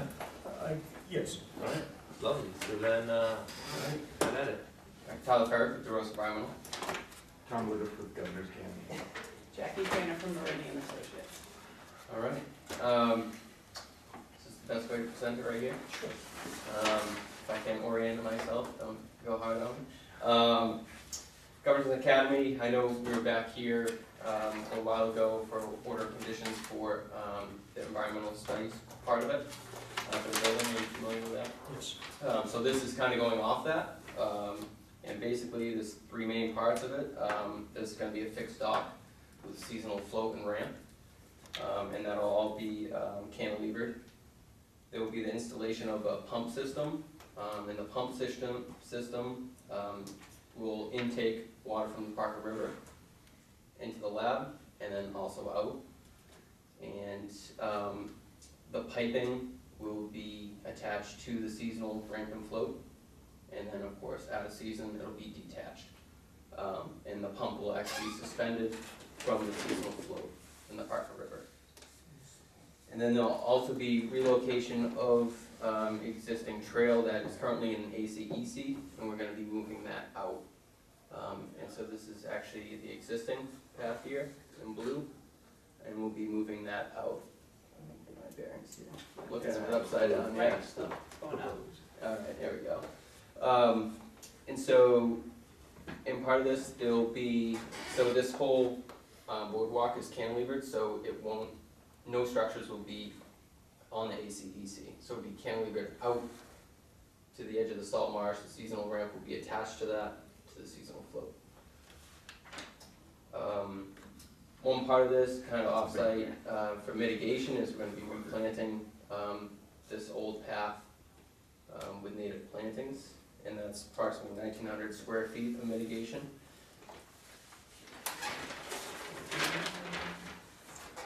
Just some details. We actually have a few plans here that kind of gets into the engineered drawings here. Kind of spread these out. It's a really minor point, putting blue on a plan next to a river that's not river. Yeah. Yeah, but Like, it's late, and we just did that, we're just like, That is not the river. Hydraulic features are in blue. yeah. For next time around, yeah, exactly. Good point. Very minor point, green but next time. just make it easy on us. And the intake in that outlet of, that's taken in the water, I think it'll be buried until it hits the edge of ACDC and then go on to the boardwalk. Wow, is that the plan? Because That's the I was plan that putting was- it on the ground. Well, Oh, it can be buried on the ground. Well, No, no, I no. called up Thursday and had Yeah. a talk with your office, and one of the things I asked about is why didn't you delineate top bank, at the top of bank, or coastal bank? And the answer was that we weren't going through coastal bank, but this water line goes right through coastal bank and emerges out in the muck. And then you have, designed here, you have a flexible connection that goes from there to your pump. Two things, you're not gonna be allowed to go out through here. I would say no to that. Yeah, that was And that, changed. and that flexible connection with about 1,000 pounds of rack that comes down, Yeah. that wouldn't be there for more than 2 weeks. Yeah, that was So- changed. There's miscommunication. Okay. Um, But I noticed on your yeah. plan that you brought in tonight, you've got the same detail as I've got, so I thought we were gonna see some changes in those? Well, Or is that's that what- that's added what's detail clouded. down the bottom? Okay. But The this- clouded part, that changed. So we brought up the water line and it opens up at the 10, which is right here. Yeah. And then it's just over ground.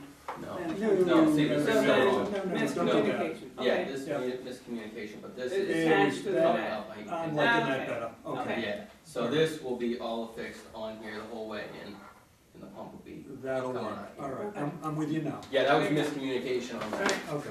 so we can definitely get that updated plan, for sure. I didn't want to interrupt your narrative, if you still have, you were out here on this Yeah. plan?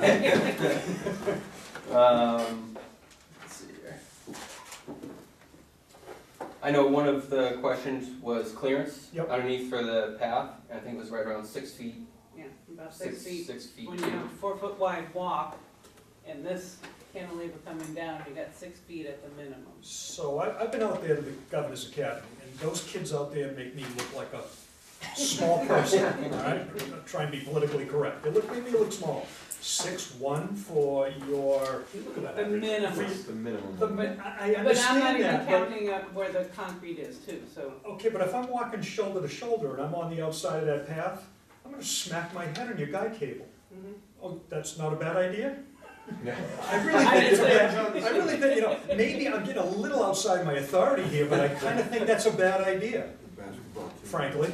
You may be outside your, the authority there, but we are totally within our authority for where they plug into the ground, right? Well, yeah. You don't like that plug? And so that, you know, I understand that you're only 12 feet high, you've got a one-on-one, there's only so much room you have there, but I'm not sure that's a prudent way to run that cable down like that.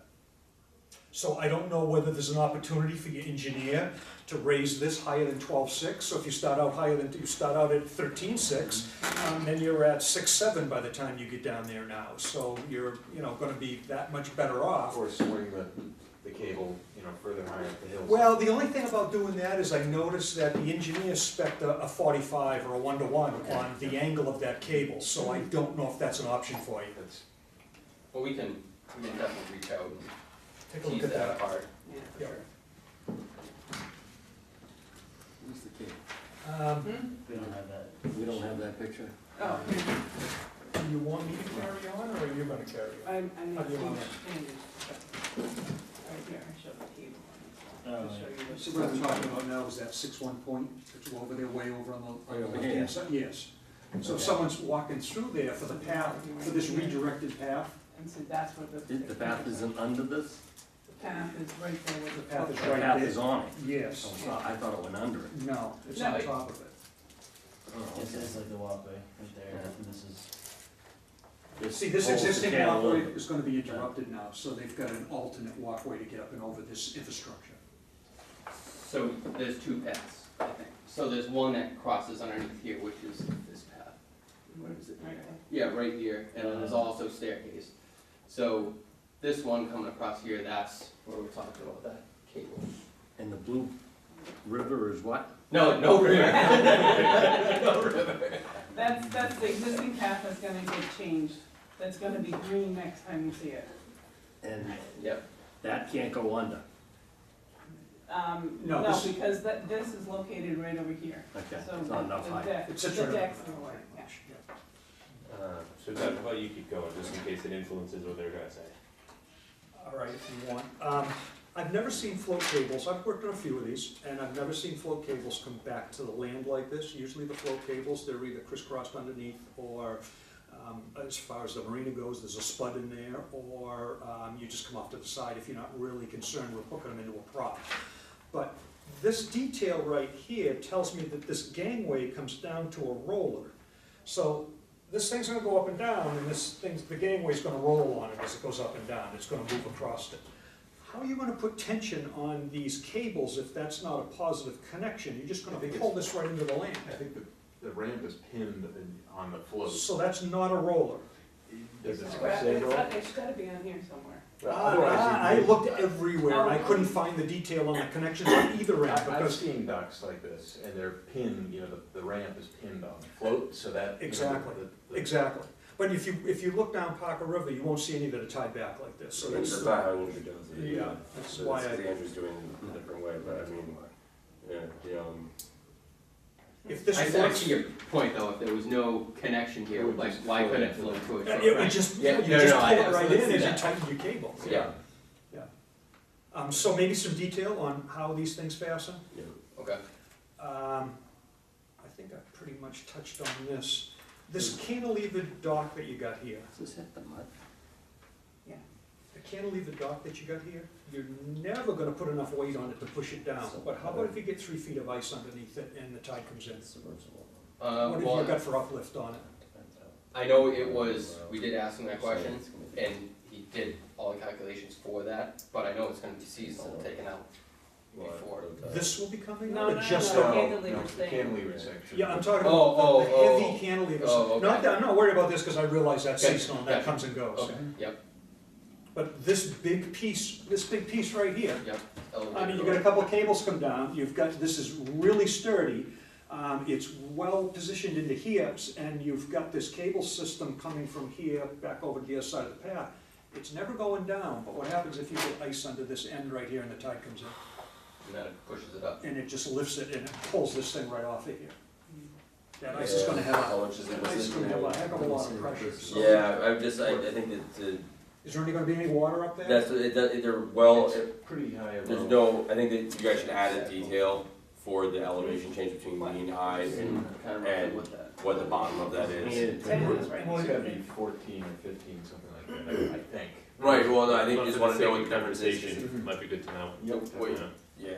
But you might wanna pay attention to Yeah. 3 feet of ice and 11-foot tide. Where they Because are, that's not totally out of the question. it's not out of the question, they're in a much better situation than down, a little bit further down. I would agree. Yeah. You know, we only need that one storm, huh? Oh, yeah, with ice, that's all you need. Now, I thought in one place of the plan, maybe I didn't. I thought I took and I drew a line from the, maybe it was in here. Oh, yeah, I got uplift from ice, no excavation into the ground are permanent beyond the X zone, we've talked about that.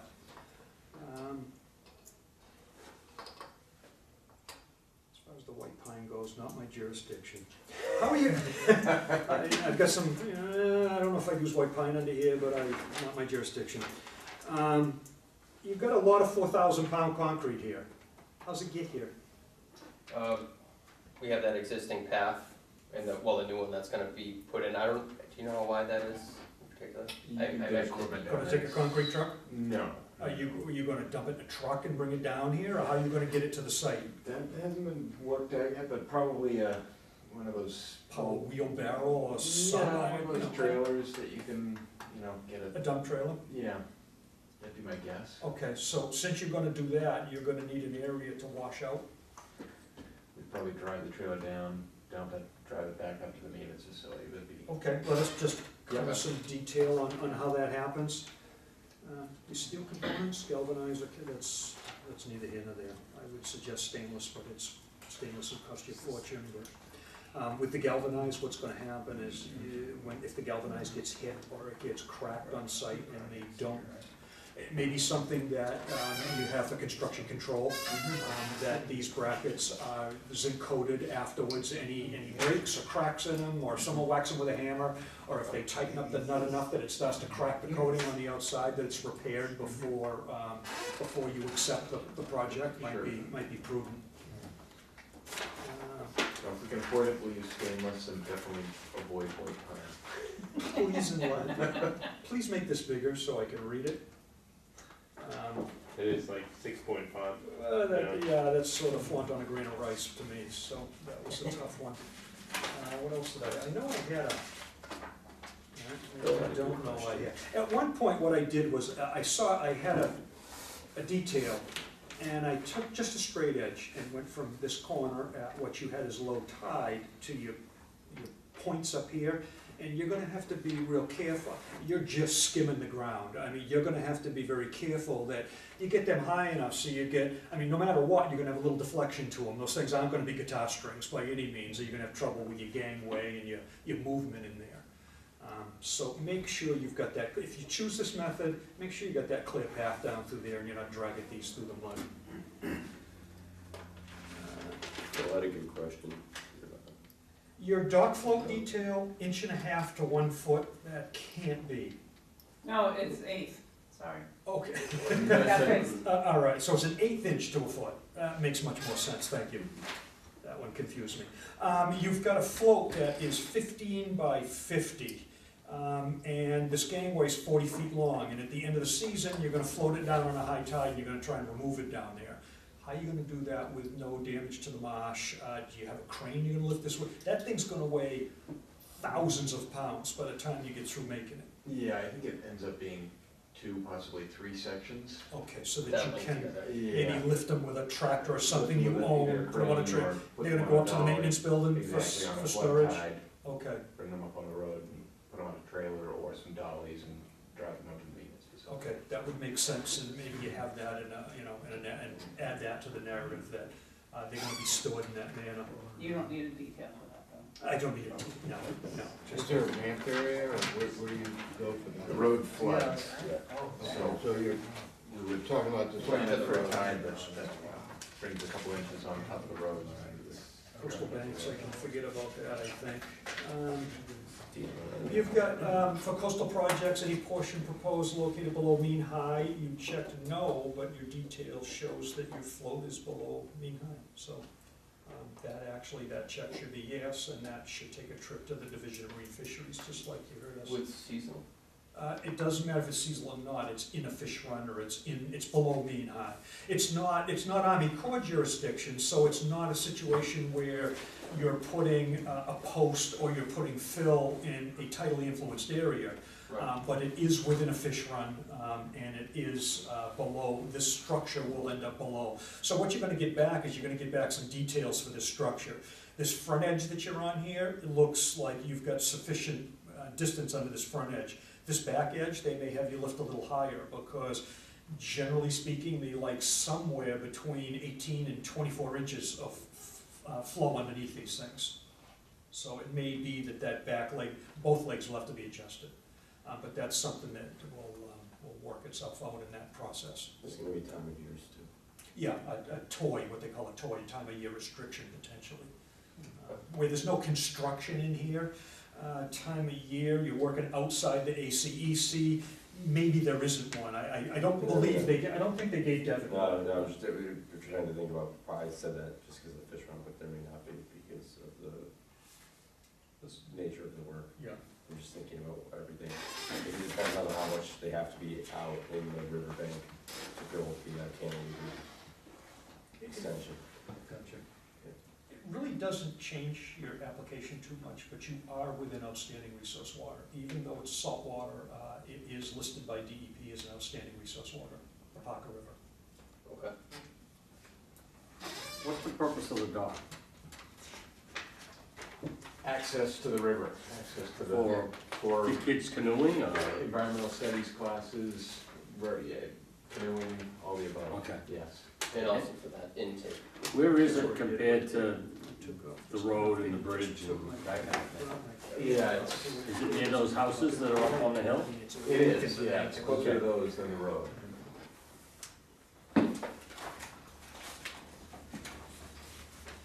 So there's the bridge. Yeah. The castle is in there somewhere? Exactly, yeah. And the cross-country trail is one of those two, right? Yep. Very.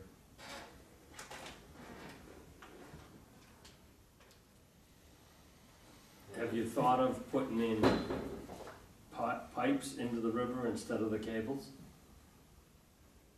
Split pilings, we haven't really explored that with the engineer who's designing the structure around the. We- dock. The pipes in what? I belong to Old Town Country Club, and we had to get away from the cables Cables. and get to the posts.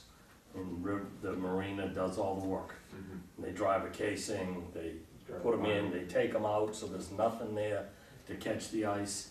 And the dock would stay where it's put, Mhm. and you wouldn't have the problem. Our ramp rides, like you explained, a little bit, but when we finally got to paying them to do it, it was so much easier. So much easier. And they come and take the dock out, they store it, they take the ramp out.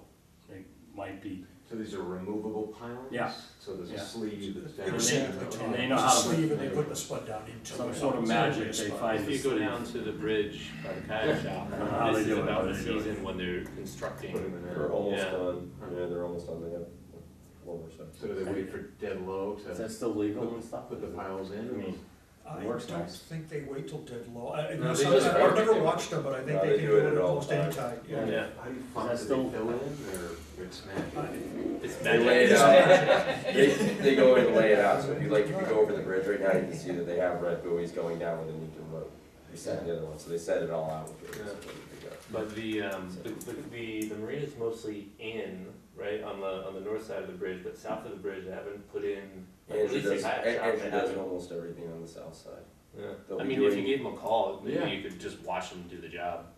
it might be in the long run more economical for you. Yeah, the kayak shop's not in, at least, in terms of the, I think the pilot. That's a really big dock. Yeah, that's Yeah. different. It's There's a lot of really- current up there. There's a lot of current, it's a big dock, it's a constrained part of the river. When you get a good pile of thatch against that, you'll be surprised at how much Yeah. resistance there is. Yeah, the thatch is really gonna kill you there. In the fall, when you guys plan to haul it out. We haven't set a date, but I would expect sometime, late October. What you're gonna end up doing, you're gonna end up looking at the calendar Right, for the yeah, the times, and you're gonna have to pick a day, yeah, you Yeah. might be down there at midnight or We'll something, pick you might. one have a day crew. with a backup day, a couple of weeks later, just in case. Yeah, and you have to be careful, because you wanna make sure you do get it Right right. if a hurricane blows through and. Yeah. Alright, well then, anybody else wanna say anything here? The only other thing I would talk about is as this water line comes up to this building, it takes an awful circuitous route around this building. I don't know if there's any ability to bring it in up into the structure, at the front of the structure, and bring it up through like you would maybe do to even a home, or, you know, bringing your stuff in along the foundation. You'd probably save a couple 100 feet of excavation, especially going around that outer edge. Yeah. And I don't know how deep that pipe's gonna be, maybe it sits underneath, just under the surface the whole way up, if you're not gonna use it. Frost protection. Doesn't need frost protection, so I guess then it's not as big an issue, if it's just gonna be, you know, on the surface. But still, it's a straight line is easier. It saves a lot of pipe. Mm-hmm. That's good, yeah. So it's gonna be sitting on the mud at some times. Yeah. And that ladder, Bill asked you, which I think was a question about the ladder, what it is sitting on the mill. What's that ladder gonna do? Well, that ladder is going to have a leg underneath it that supports the dock itself, so hopefully the ladder would be a little bit above that, so it just doesn't, you know, it's not holding the dock up, but the foot is actually doing the holding. Gotcha. Excuse me. Is there a flood zone here? Yes, elevation 10.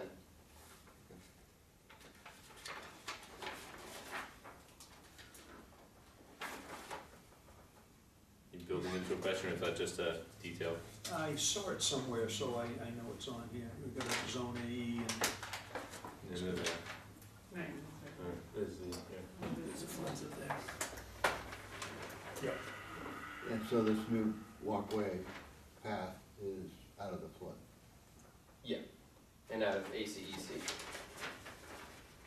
Are we concerned with unauthorized access to this dock? We're the Conservation Commission, so we're not. These guys should definitely be very concerned. Yeah.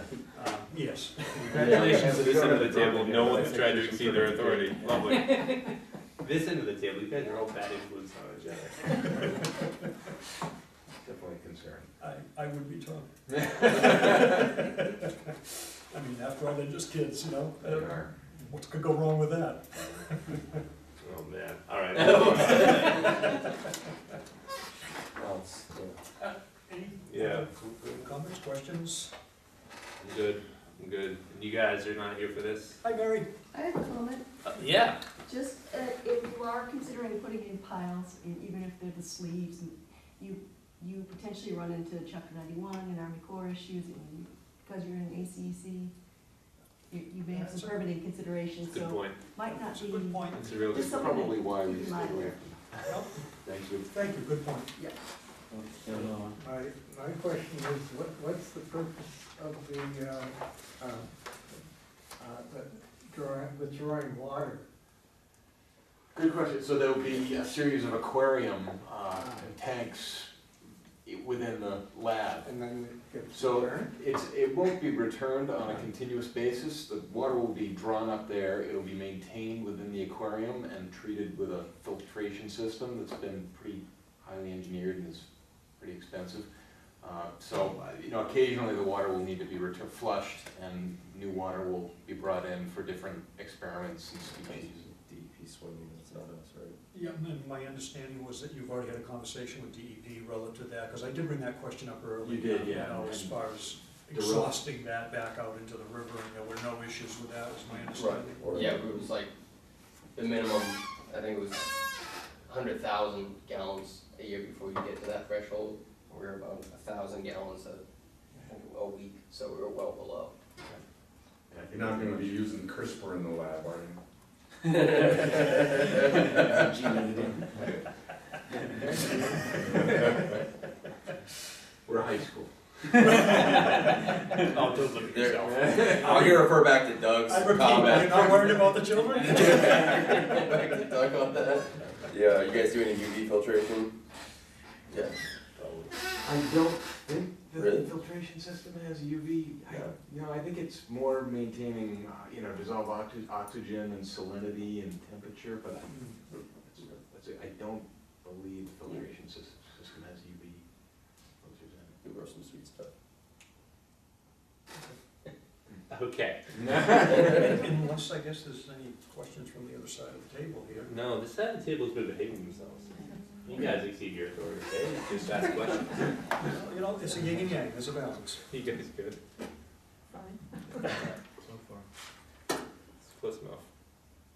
All right, so then, what do we wanna do about this?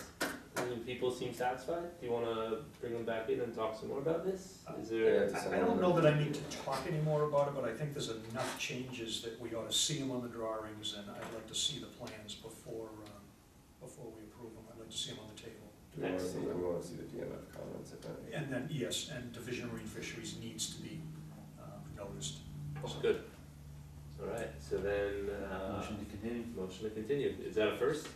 Second. That's a first. There's a second. All right. All in favor? Aye. Any opposed? Lovely. Thank you. Thank you very much.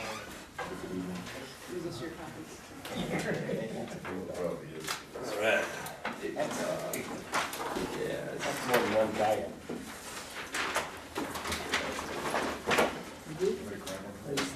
For you? What is this? That's got results, yours in there. The rest of the file? I don't know. Yeah, whatever. I'm not gonna get into our economics. All right, good. Plum Island Enterprises Inc. Be fast and super fast. We're being polite. And being loud. Well, all right. Anyway, an RDA, 3 Northern Boulevard, an RDA to dig an 18-inch trench for electrical service. I hope I haven't spent my whole night here for nothing.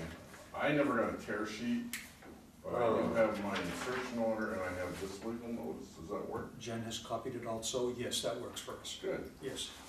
Go home back in the middle. Did you? Well, I was sweating. It's like, oh, a tear sheet. Okay, no, But anyway. that makes it, Dave. Okay, perfect. So then, this isn't, this should be in there. We just made copies because this really explains it all. This is as simple as it gets. This is the parking lot at the center of Plum Island. Yeah, good. And basically what you see here is you come on to the center of Plum Island, you take a left, and this is the parking lot with a gate here. And I have kids working it on weekends. And this is the building that the town's gonna make the public safety building out of. So that's where we currently get power by parking lot equipment. So the issue is I need to provide my own power. So talking with the electric company, they want me to take it from that pole. So what you see in here is this trench that's delineated to provide power. So this is asphalt. We'll dig the trench, do whatever we want for that, and then patch it. Pretty straight and simple. No issues, no questions.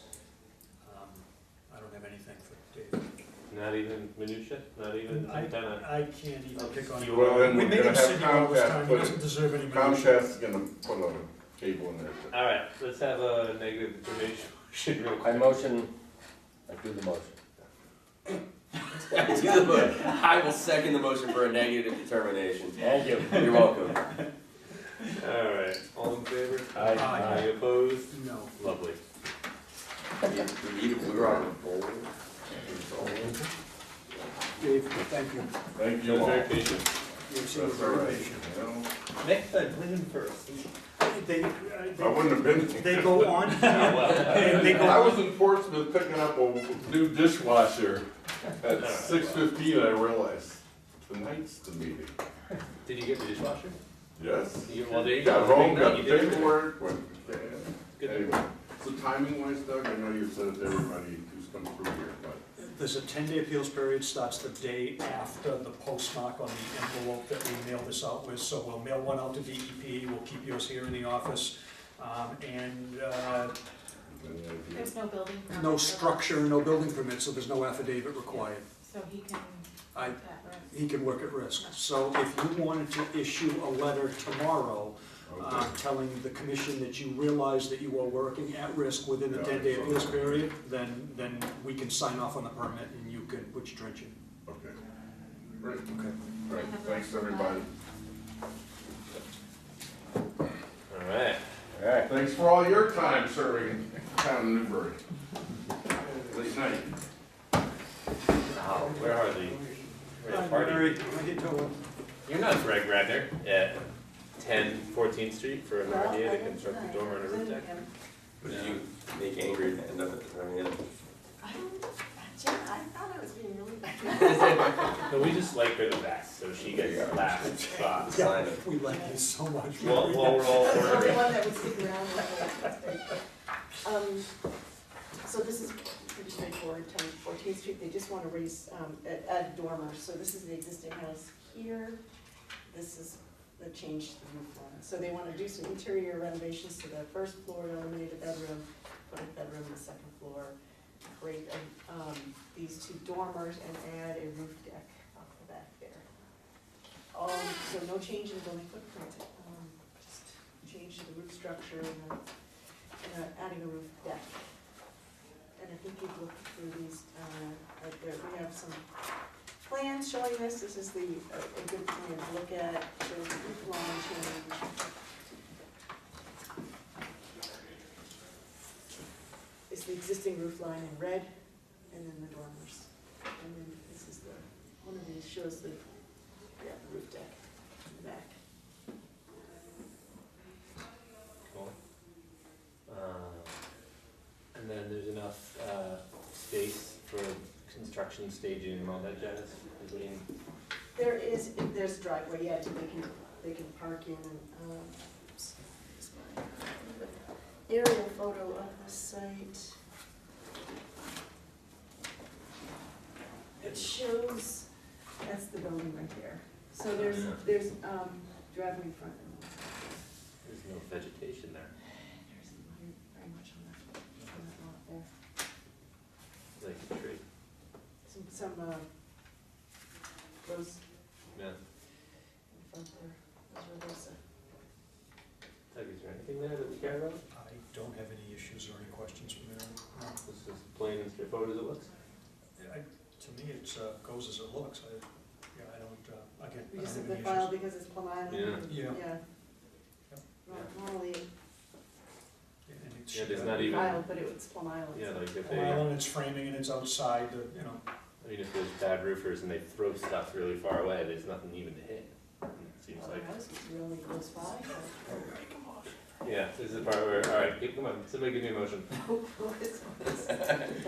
Hey, you were a negative before. Excuse me, I'm trying to get out of here. Negative determination.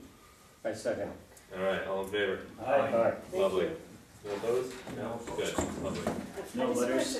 No letters. I know it's been a long meeting, but I just wanted to alert you all to a project that I'm working on, all the trustees of reservations and Department of Environmental Restoration, which some of you may be aware of, but it's the salt marsh restoration at the Old Town Hill Reservation at the intersection of Newman Road and Hay Street, about the 85-acre salt marsh restoration. That involves sort of allowing the ditches, some of the ditch structures to revegetate, to try to address the subsidence that's happening in that area of the marsh.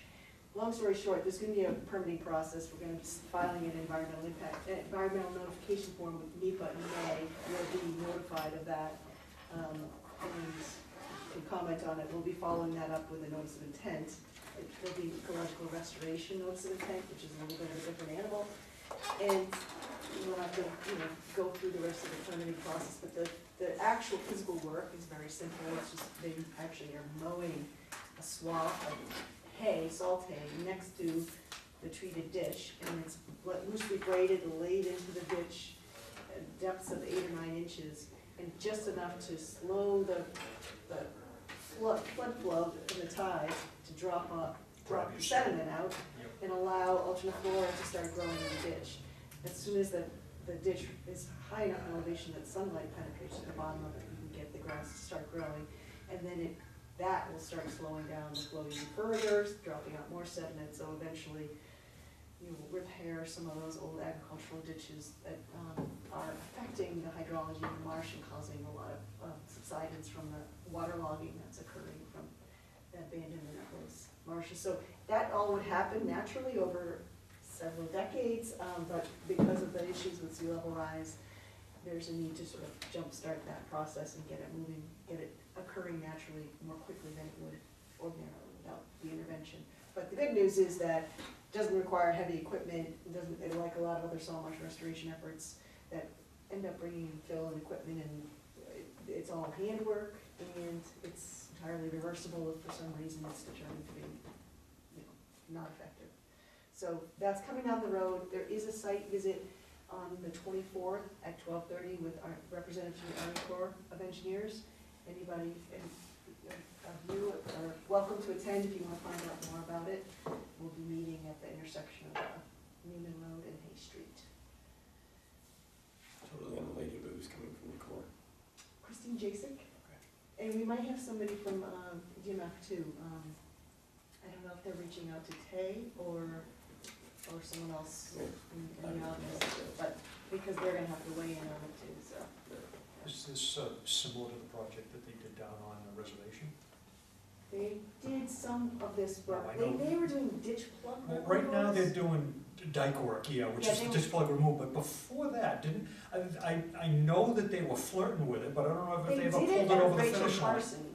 So there was some work, similar work that they did at Rachel Carson in Maine, and then they've done it in, at Nelson's Island in Rowley, UNH and the Jackson Marine Lab folks, and did a small project. So this is a larger scale, But I take more it that landscape level project that has been done before, and they're hoping that it's going to be able to be applied in broad areas. So this will be a good test. A good test. It's gonna be like the whole area between Newman and the railroad track, or?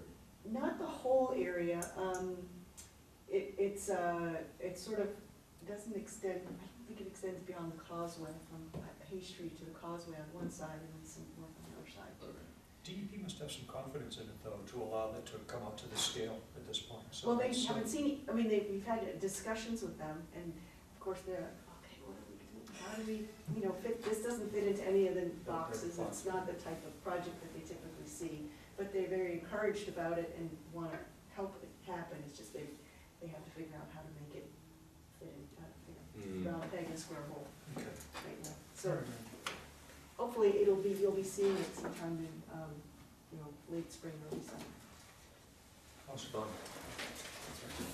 Did I, it's a sign off sheet. I got it. I You've got have it 7 already? signatures. Did everybody sign it? Yeah. Okay. You did that, you were listening. I was listening to me, I was more interested in that than signing the sheet. Although she probably would prefer carrying this tonight, would be the best thing to do. And I'll wait to hear from you. Thank you very much. All right, Yeah, so, it's really seasonal. Anthony Bonacosco. They won't build that dock till next spring. Hey, You wanted to leave. what? I gotta keep going. I thought we were doing. All right, we have a COC for Anthony Bonaccorso at 34 Fordham Way, DP 0501120. Well, I went out there on site the first time, and Mr. Bonaccorso had boulders all over his yard, all in here in the edge of this dune, and he kind of held all the sand back with rocks. I told him no, and he also had 4 garage doors, front and back, 2 in the front of the house, 2 in the back of the house, however you want to look at it. These 2 here, 2 of them can come down. You can have one plane with your doors coming down. It's something that DEP accepts. If you drive up and down that street, you'll see several of them with their doors down. Yeah, I've seen them ripped off in a storm. You're wise if you pull them up a couple feet, but anyways, they had them down here. Out here, he also had garage doors that were pulled all the way to the ground. So he said he put some stops on them, and that he would stop them within 2 feet of the ground, and I said that wasn't enough. I want the bottom panel removed completely. So there's only 3 panels on each of these doors, and they don't come all the way down to the ground now. The rocks have been removed, and so with the changes to the property since he last applied, it'd be my recommendation now to grant the certificate of compliance. Was there any element of planning there on that particular project? Yeah, he had he did some plantings up in here. He did some planting over in here, so he did put some stuff back. Some of this stuff here, he's gonna have a little issue here. I think that's why he put this rock in here. I was out there early on to discuss the issue of holding this banking back, and there was a wood retaining wall. You can see it right in here. That's not a fence, that's more of a retaining wall right there with a little return on it. This is a pretty steep banking, so he put that rock there because he needed to hold it, and he knows he did.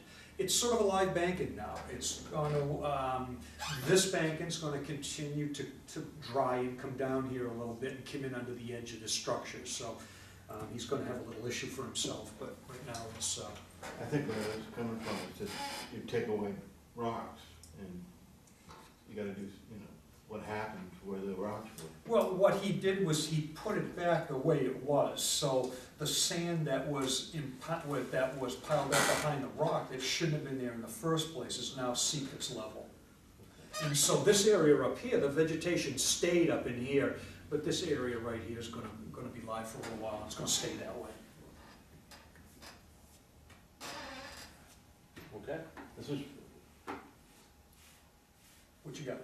Fordham Way. This is 34 Fordham Way. This was the site of the old Tuttle. So you had Tuttle here, you had Harry Trout here, and you had Kirkpatrick up here. These three houses all went down. So this is the last one. This is quite a hill right here where Tobin lives. That's as good as it's gonna get, it sounds like. And this, is this just loose sand? You know, he's put some, there's a little bit of grass in there, let's put it that way.